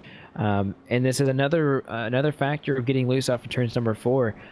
You may think that you're not putting enough wheel into it, so you put more, and by the time you're off the corner, you're already full throttle, and you don't even realize it. Sometimes that back end starts to kick out on you. These trucks aren't really like any others. They're really long, and their weight is just so proportionally different than the other 2 stock cars that are in the NASCAR divisions. Yeah, it really can kind of sneak up on you how these trucks will step out. You'll feel like you're understeering, and then as soon as you get off the corner, now you're turning too much, and the back end just swings around on you. And at that point in time, it's too late. Unless you can catch it early, that truck's going to be gone on you. And really, you're kind of just stuck there, because you have to put that wheel input in to get yourself around the corner. So, I mean, if you put it's one of the things, if you put in too much throttle, you're either hitting that outside wall, or you're putting so much wheel into it that you're going to be spinning off of the corner, as we saw with the 18. I mean, if he was any lighter on that wheel, he was going to be slamming the wall out of 4. Yeah, it's one of those blissful moments of knowing which one to do and which one not to do, which one's the lesser of 2 evils, especially when you're still trying to be extremely competitive out there. He was in the top 5, and so was Jacoby. Lights are off. The pace cars are going down the back straightaway. Jamie Walker in command of the restart again, and he's got a 2-tire 22 behind him on the outside of him, actually. And I'm looking at 94 Bobby Terrell, who's snuck up there. And interesting statistic is the first 3 drivers on the starting grid are actually the first 3 drivers right now. 1, 2, 3, starting 1, 2, 3 now. That may change here in the next couple laps. Jamie Walker is on the pedal, and he is gone in a way, not that big of a jump off the 22, as the 22 gets a slot in. Look at the 33 Keith Butt. He's on the outside to try to make it work. Got a really good restart, but not going to work. Oh, look at him. He's going to try and force it 3 wide off the corner. He's almost going to get into 22. And he has to back out. He had so much momentum, and he had thought better of it, and that probably actually worked out better for him and for his sake at that point. And Bobby Tyrrell trying to make it work on that inside line. Going to check up just a little bit to not slide up into that 33. And the 33 is going to get a good launch off the corner, nearly hitting the wall. But he will clear that 94. And here comes the 39. He's going to get a big jump. Actually tags him. He tags the 94. 94 hangs on to it. What a save. But behind them, some trouble. Looks like the 10 is going to get sideways. And now the 94 again making some contact. And he's going to go spinning to the inside. Multiple accidents right there in turns number 1 and 2, and we'll get a replay of both of them up for you. And I'd say that a lot of drivers are trying to get everything they can get. It actually looked like I think it might be Rod Flag that started slowing down for the accident and just got ran into.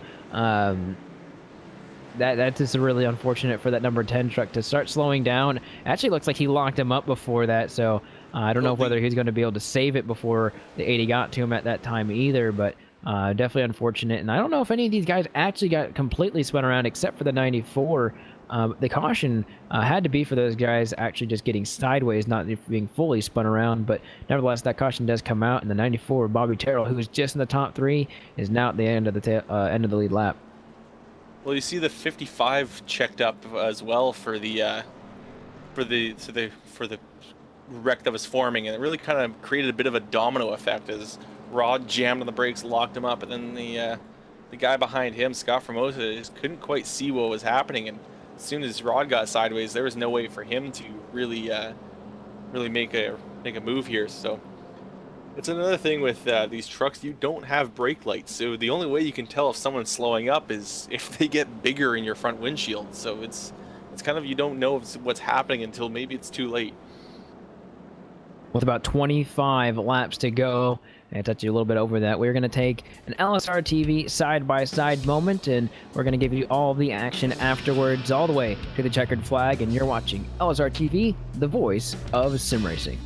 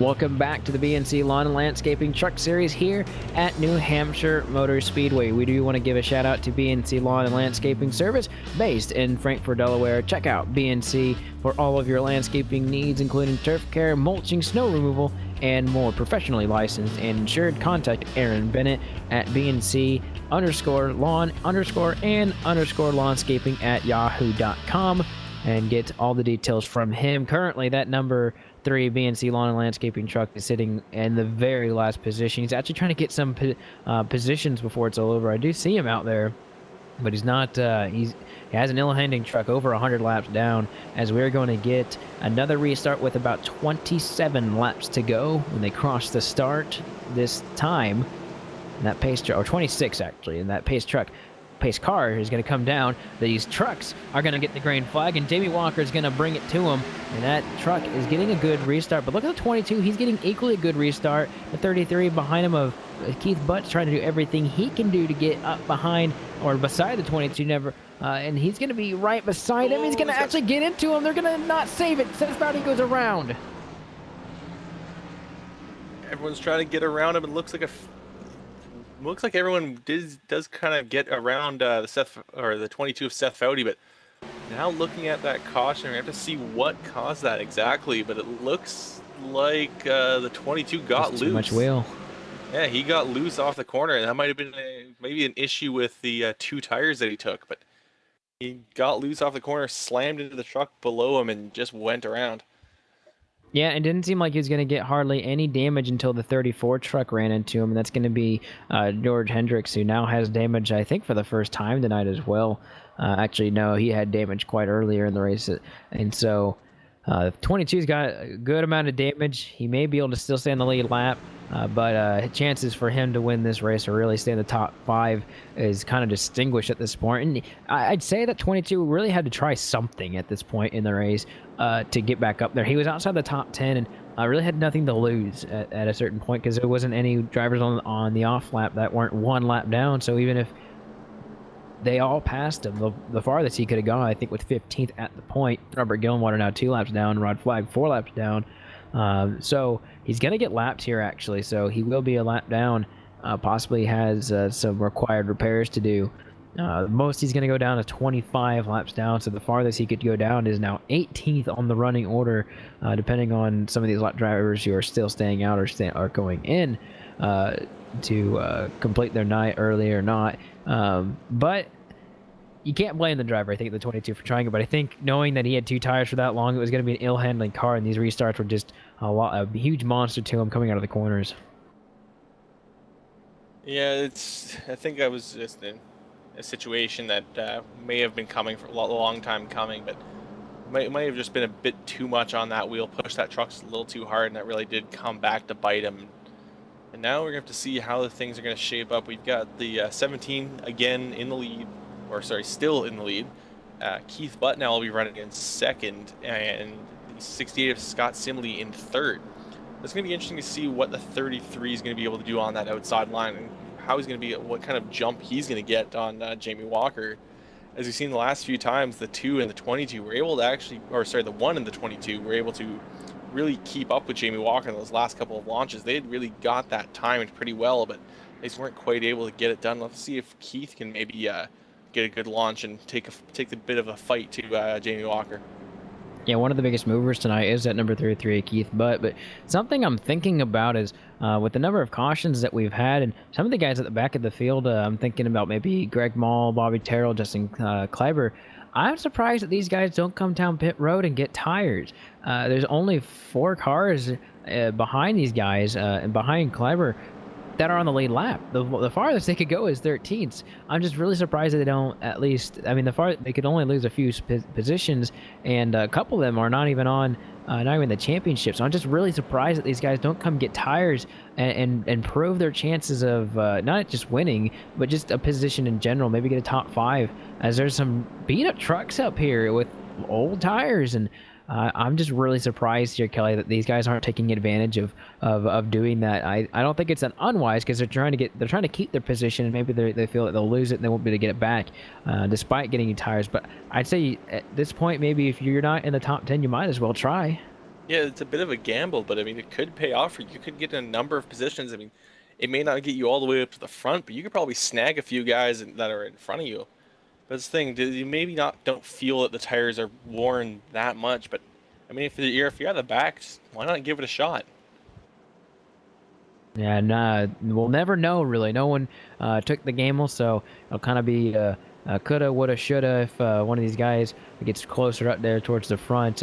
Another restart going to be in the making here. 20-odd laps to go here soon. It's to 151, not around 150. Just a 151, so that extra lap is what it's going to be here tonight. Pace car off, and Jamie Walker, big jump. Keith Butt behind him. He's got a row behind him, and he's going to be able to clear everyone. They're going to be 2 by 2 behind him. after the first two.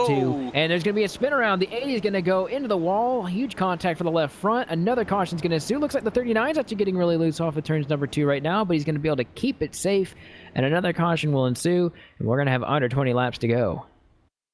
Well, maybe now we'll see someone take that gamble this time. But that was definitely an interesting run there. Looks like the 2 and the 80 just kind of got into it going into the corner, and 80 got sent into that outside wall. Another truck just behind him.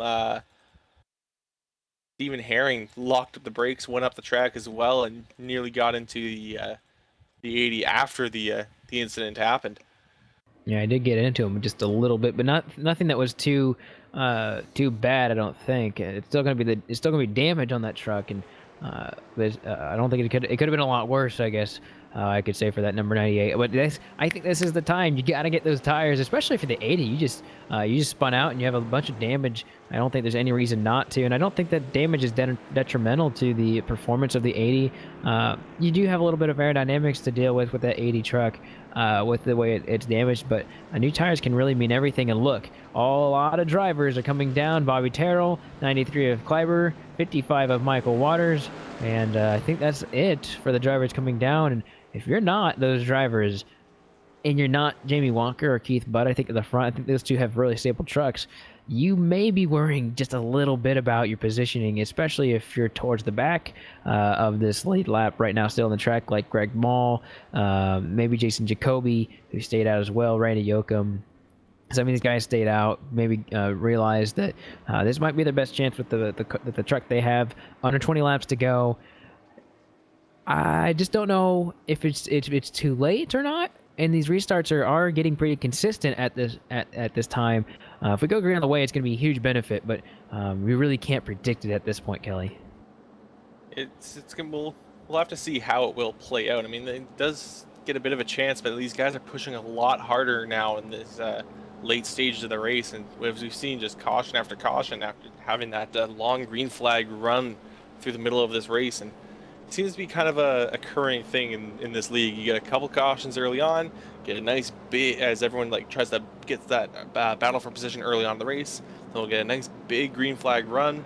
Someone will make a mistake somewhere, bringing out another caution. Everyone gets bunched up. It's late in the race. Everyone just throws caution to the wind and tries to get as many spots as they can late in the race, and end up bumping into each other a bit more. And the thing that usually just seems to be the script of these races.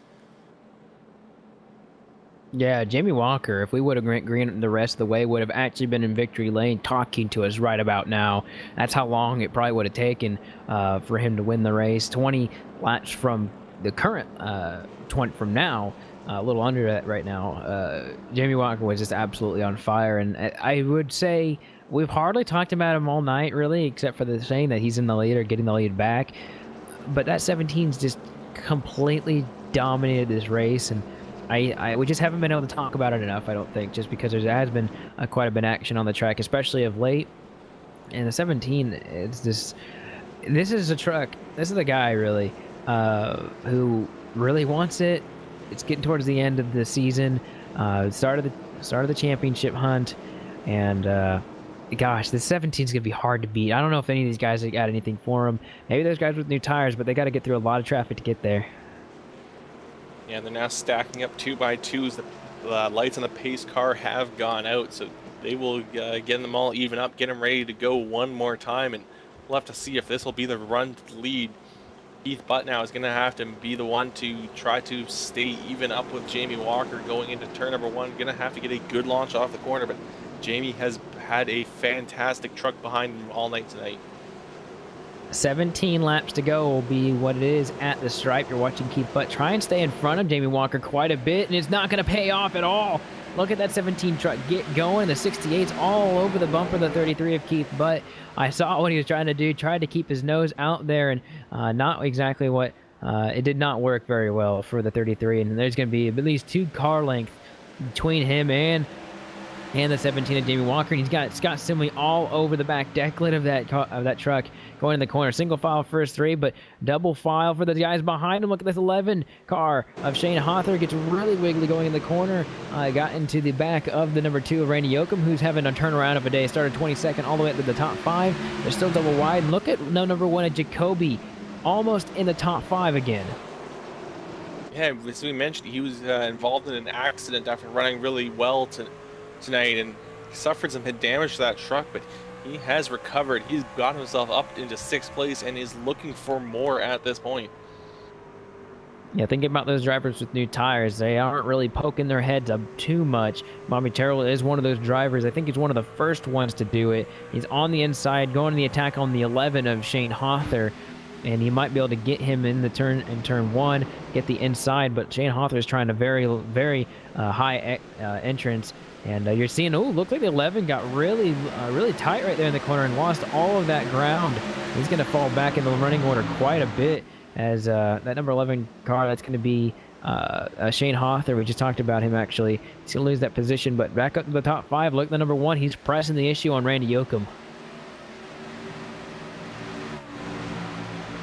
Yeah, now also further up in the field, it looks like the 68 is going to make an attempt on the 33, getting it right up to the back bumper of the 33 of Keith Butt. Scott Simley not content with 3rd place. He wants 2nd. He's going to look to the inside now, coming down to turn number 3. Gets up, even up to him now into turn number 3. Going to have to see if he can make that inside line work. Yeah, they made contact there door to door, but he will slip by him now. So moves Scott Simley up into 2nd place. He gets clear of the 33, and now it looks like Dwayne Dunn, he's got his eyes set on passing the 33. It was clear that the 33 was not wanting to give that position up, and he's going to try and get it back on the inside, but I don't think it's going to be in the cards for the 33. That 68 is really strong at this point. I don't think he's got enough for Jamie Walker, but he's going to be definitely going to get these guys going to be behind him a show for what their money is worth. And the 33 is not giving up, trying to get it from the bottom. And I don't know if he appreciated the small bump from the 68, but I think equally enough the 33 or the 68 didn't appreciate the pinching down from the 33. But I guess that's what they call Rubbins racing later on in the going. You just got to do what you got to do to get to the end, as we're getting really close to 10 laps to go. 11 time when they cross the stripe the next time. Yeah, and Keith Butt has had a few, it looks like he lost a lot of ground that time, and now he's getting into the reach of the 39 of Dwayne Dunn. So he's gonna, Keith Butt now has to not only worry about the truck in front of him, he's got to worry about the truck behind him. Looks like Dwayne Dunn's carrying some good speed now through these last few laps. The good thing for Dunn is that there's not really anybody behind him to pressure him. If he makes a move on the 33 machine, actually the 33 machine's gonna have a little bit of an issue coming out of the corner. He's gonna have a huge amount of speed. He's gonna get in the inside. 33 moves down the track just a little bit, trying to block, but it's not gonna work out. And Dwayne Dunn, he's going to try and get the top 3 tonight, improve his chances on a championship. And the 33 is going to try the crossover off the corner. And he's not going to have the momentum, but he's going to be there. He's actually going to clear him right there going before turn number 1. 33 is going to bunt or really push that truck in there. I don't know if it's going to be able to stick, but that battle's for 3rd. There's also a battle for 5th or for 4th right behind him. He was able to keep on the throttle really heavily there. It's a 33 still even with the 39, not quite clear at the moment. They're still even going through the corner. A little bit more of a gap between them this time, and the 39 gonna get some great momentum off the corner. They nearly touched though, so a good driving from both of those drivers. But Dwayne Dunn now taking over 3rd place, but behind them, Bobby Tyrrell and Jason Jacoby are fighting for position. It looks like Michael Waters is also going to get himself involved. Yeah, Michael Waters wants to go 3 wide. Is not a completely insane move, but it would be very difficult to pull off if you're going to try at that junction. But the number 1 had to concede at that point, give it the position, or give really the line, the working line away. And he's tried to get that position back. He's been in 6th really since the green flag dropped this last restart. And he was on the outside of the 94, but the 94 was just able to really power the bottom, I think better than we've seen anyone do all night. I don't think that's the best that car has run, as it's been had its issues today, but that 94 is really going to have to start pulling away from the number 1, and the 55 is going to be, of Waters is going to give fire to the number 1 of Jacoby, as it's starting to wind down to just about over 5 laps to go this time by. Again, there is definitely an intense battle throughout these later these trucks a little bit lower back in the field here. It looks like Michael Waters trying to make a move. Scott Formosa is also having to defend from Randy Yoakum. Randy Yoakum just took a little peek on the outside there of turns number 1 and 2, so he's got to be a bit careful as well. As looking up in the field, Dwayne Dunn is now trying to find his way around Scott Simley. He's making a move, trying to make a move for second place. Yeah, he's about a tenth faster than him just about every single lap. Just about the same lap last time. It's one thing to catch a guy, as we always say, but it's another thing to pass him. And when you're talking about Scott Simley and Dwayne Dunn in a championship hunt, neither of them are really going to try and back down. Looks like Dwayne forgot to paint those yellow numbers on the side of the car this week, so going to have to give him a little bit of slap on the wrist, but definitely trying to do everything he can to get around 68. Whoa. Trying at the top side, trying to the bottom side. It looks like we got a little bit of a slide from Jacoby in turns number 3 and 4, and then he's going to lose a couple spots, and that's going to be big. 6th place it turns into an 8th place, and not exactly what he was looking for as he got into contact with, I think, the 55. Yeah, the 55 tagged him there, and some good counter steer action from the one kept that thing going in a straight line. And 2nd place getting under fire. Whoa, looks like Dwayne Dunn moved him. Dwayne Dunn moved him out of the corner there in turns number 4, but it didn't quite work out. Actually, more or less looks like he gave it back to him. And I don't think he wants to get the position in that kind of way, as he nearly turned Scott Simley around, but in giving up that position, he actually lost a lot of ground on Scott Simley, and he's now in the reach of Keith Butt, who's trying to see if he can get himself back up into that top 3. There is some interesting driving happening outside this top 5. Randy Yoakum, I think, completely just doored the 55 of Michael Waters going into the last corner. And, man, that was quite the interesting move that the number 2 made. And he's got the position. I think he actually got 2 positions off of that. And he's going to get by Jacoby. He's going to get actually just 1 spot. That's going to be in 6th place. Randy Yoakum, he was in the top 5 not too long ago. Had a little bit of issue, got real tight off the corner in turns number 2, and got that position back. And now Waters is going to fall into the clutches of Scott Formosa, who's trying to get back up a few more positions before this one's over. It's starting to get really intense these last few laps here, Kelly. Yeah, a lot of these drivers want as many positions as they can. It looks like the number 2 is also going to make a move just ahead. Sorry, the number 1. Oh, he's number 2's in the wall. Yoakum hits the wall, and that's going to give the spot to Jason Jacoby. But now going into turn 1, Scott Formosa and Michael Waters are completely side by side, trying to see if they can get a spot and maybe get onto the number 1. Yeah, as all that is happening, rounding around corner number 4, your leader, he's above these guys.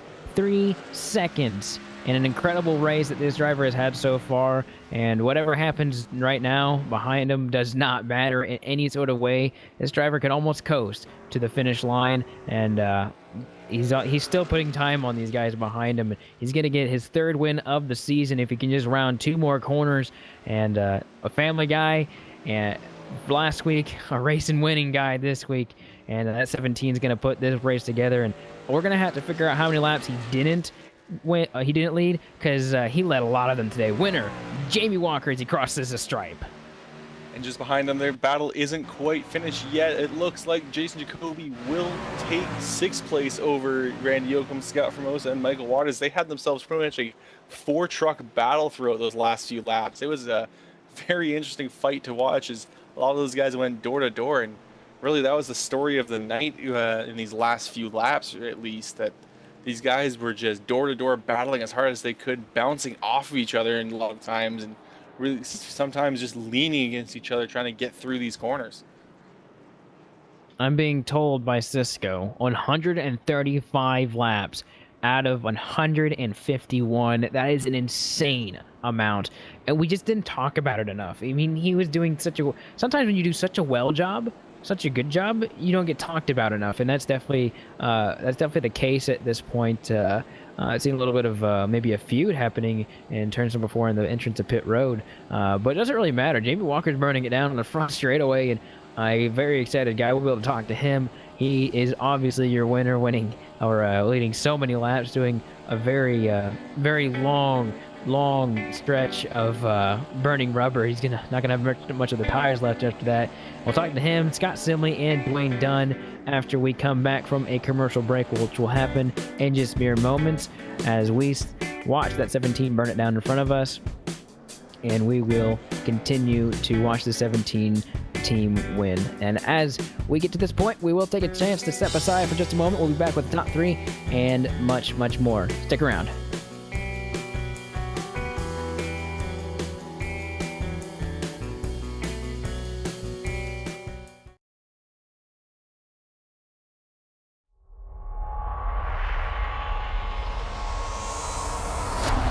There are 3 different paths if you want to call yourself a world champion of sim racing.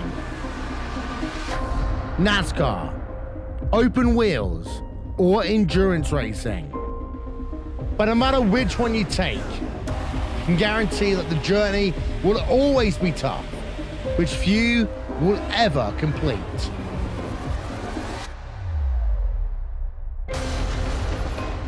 The iRacing World Championship Grand Prix Series, the premier road racing series in sim racing, started with a new car taking center stage. Then, it was Martin Kroenke resisting any challenge thrown at him to break the 5-year stranglehold of Gregor Hutu as being world champion. These drivers and teams are not just competing for pride, they're competing for money. And with over $20,000 in prizes for each of the series up for grabs, drivers really do put it all on the line. The NASCAR Beginner Series powered by iRacing is the premier NASCAR esports series featuring the cars and tracks from the Monster Energy NASCAR Cup Series. The 2016 campaign saw a return to the top of the mountain by Ray Alfalla as a 3-time Oval World Champion. The march to that championship was not easy though, despite the fact that Ray Alfalla took home the most points in series history. It just also happened to be the tightest championship fight we had ever seen. These guys are set for the 2017 campaign. The Blancpain GT Series hosts the top GT3 endurance teams in sim racing, with groups of 3 or more drivers sharing the wheel. This is a championship you can't win alone, and you need the same determination, passion and drive from your teammates to be successful. They often say that it takes just one mistake to lose a championship, and in team racing, it may not be your mistake that costs you the win. Last season, VRS Coanda SimSport won the championship by a single point. This year, who will step up to the plate?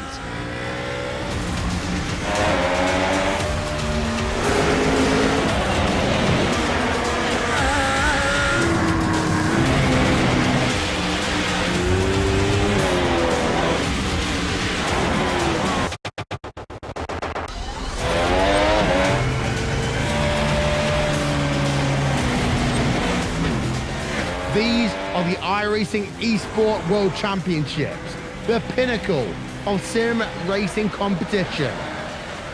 Catch it all season long with live coverage on iracing.com/live.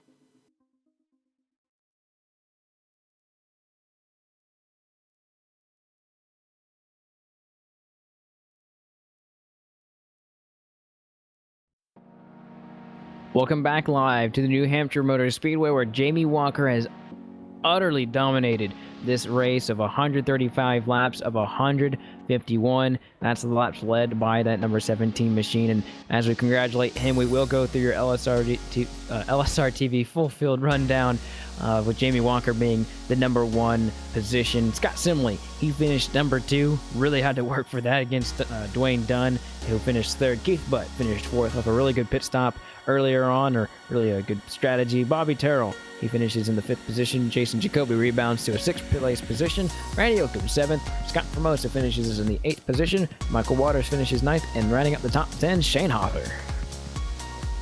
Coming home in 11th with the 93 of Justin Kleiber. 12th goes to the 12 of Greg Mall. 13th to Stephen Herring. 14th, the last car on the lead, or last truck on the lead lap, will be the 22 of Seth Foudy. 15th is Robert Gillenwater. 16th, Rod Flagg. 17th, Ricky Howell Jr. 18th, Brian Cutts. 19th, Dylan Phillips.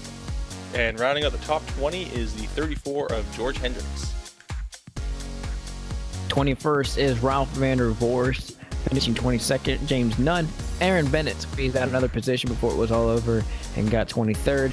Chris Cabot, he finishes 24th, 136 laps down to complete your LSRTV full field rundown. And I'm sure we're going to be talking to a very happy JB Walker as I'm here with him in victory lane. 135 laps led, Jamie.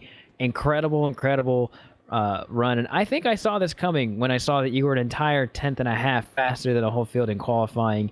I didn't know it was going to be this dominant for you, but you made it look really easy out there. Tell us about your race and really what kind of clicked for you in the truck.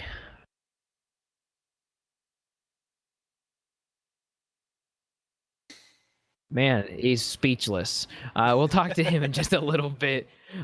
We'll get maybe another driver here in a little bit. We'll talk to Scott Simley, Scott Simley, where did you finish at? Finished in the number 2 position here tonight, and I'm going to give it to Kelly Dahl.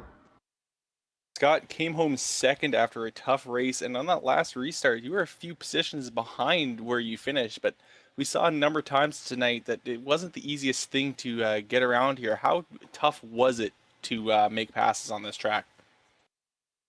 No, it's really tough.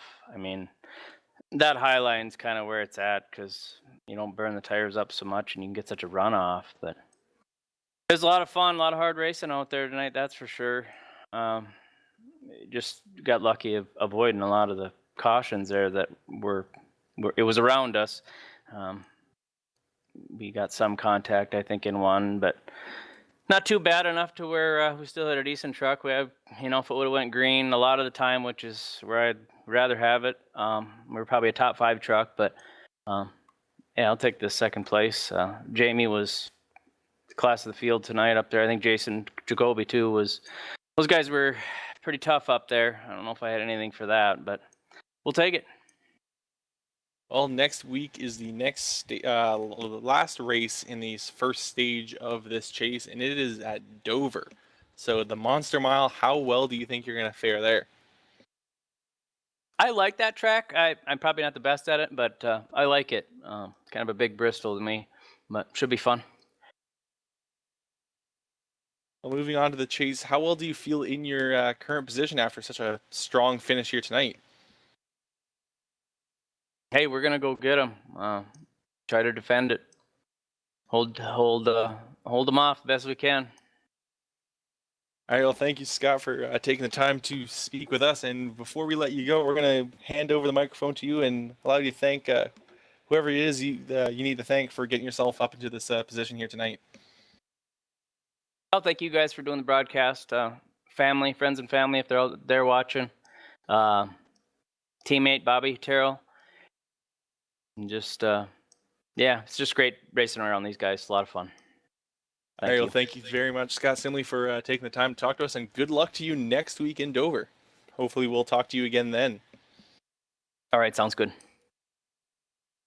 All right, so that was the driver of the number 68. Scott Simley came home in second, and we're going to send it back to Austin Cooper, and we're going to try one more time, see if Jamie Walker is awake this time.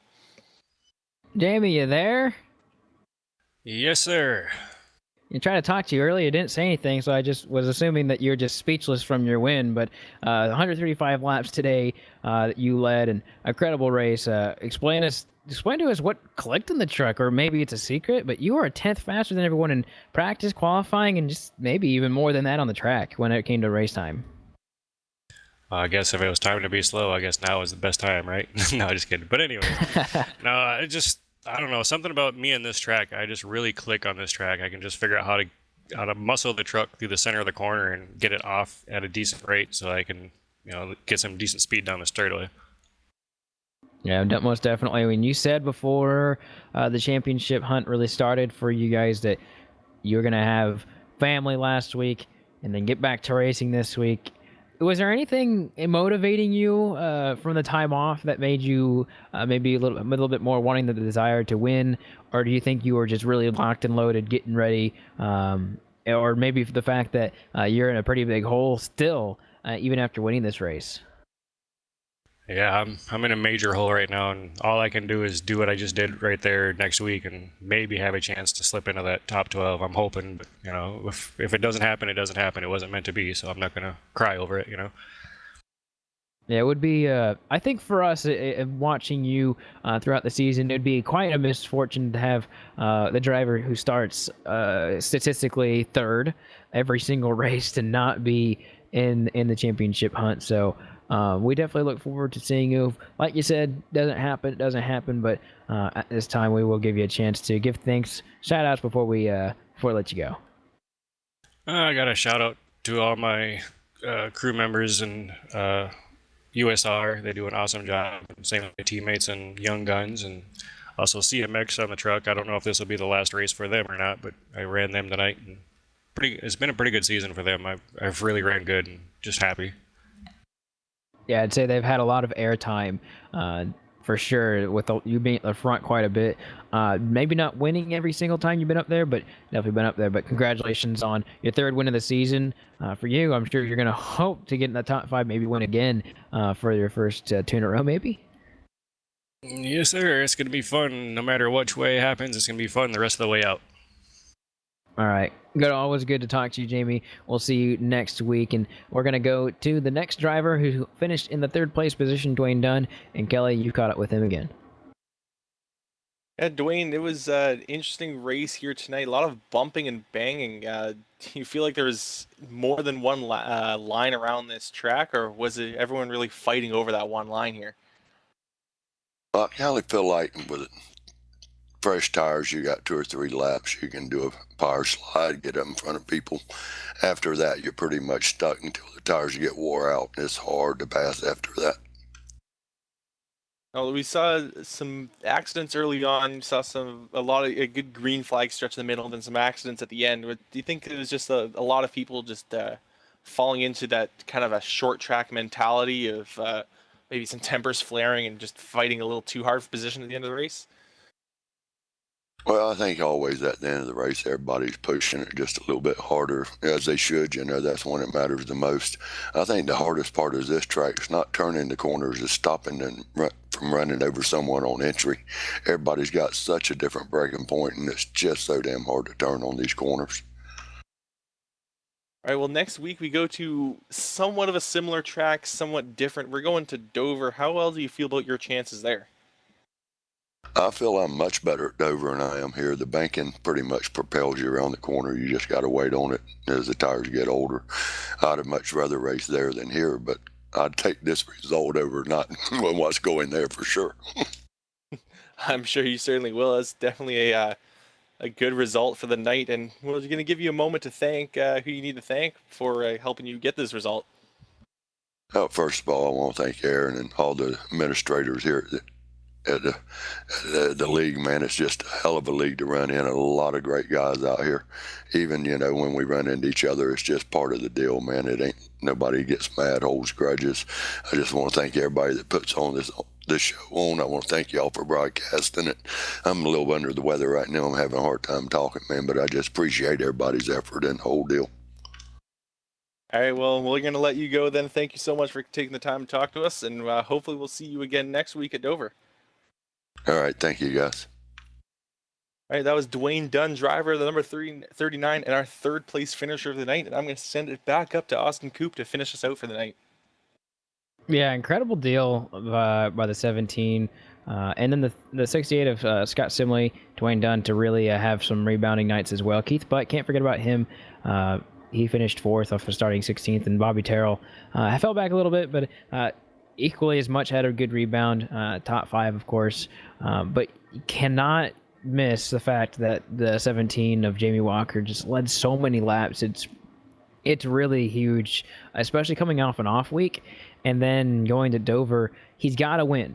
He's got to in order to be in control of his destiny as much as he can.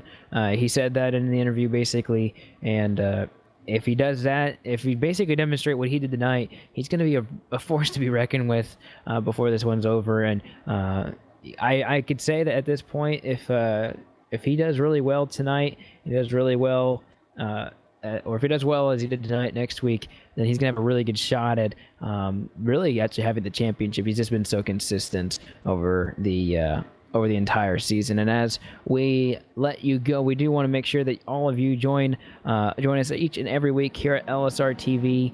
We have the schedule next week. We're going to have a special event tomorrow, so stay tuned in for that on Sunday. And we'll have RSR Full Throttle Cup on Monday at 9:30 p.m. Eastern. Cars 2 are at 9 o'clock for the two car series. And we'll on Thursday have the Playing in the Mud series as well.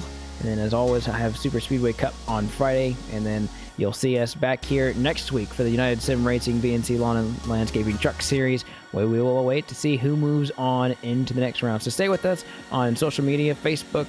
Make sure you subscribe to us on YouTube and many, many more social outlets like Twitter. So as we leave you, we want to make sure that you tune in next week for USR Truck Series. And we do bid you a farewell. Good night from all of us at LSR TV, the voice of sim racing.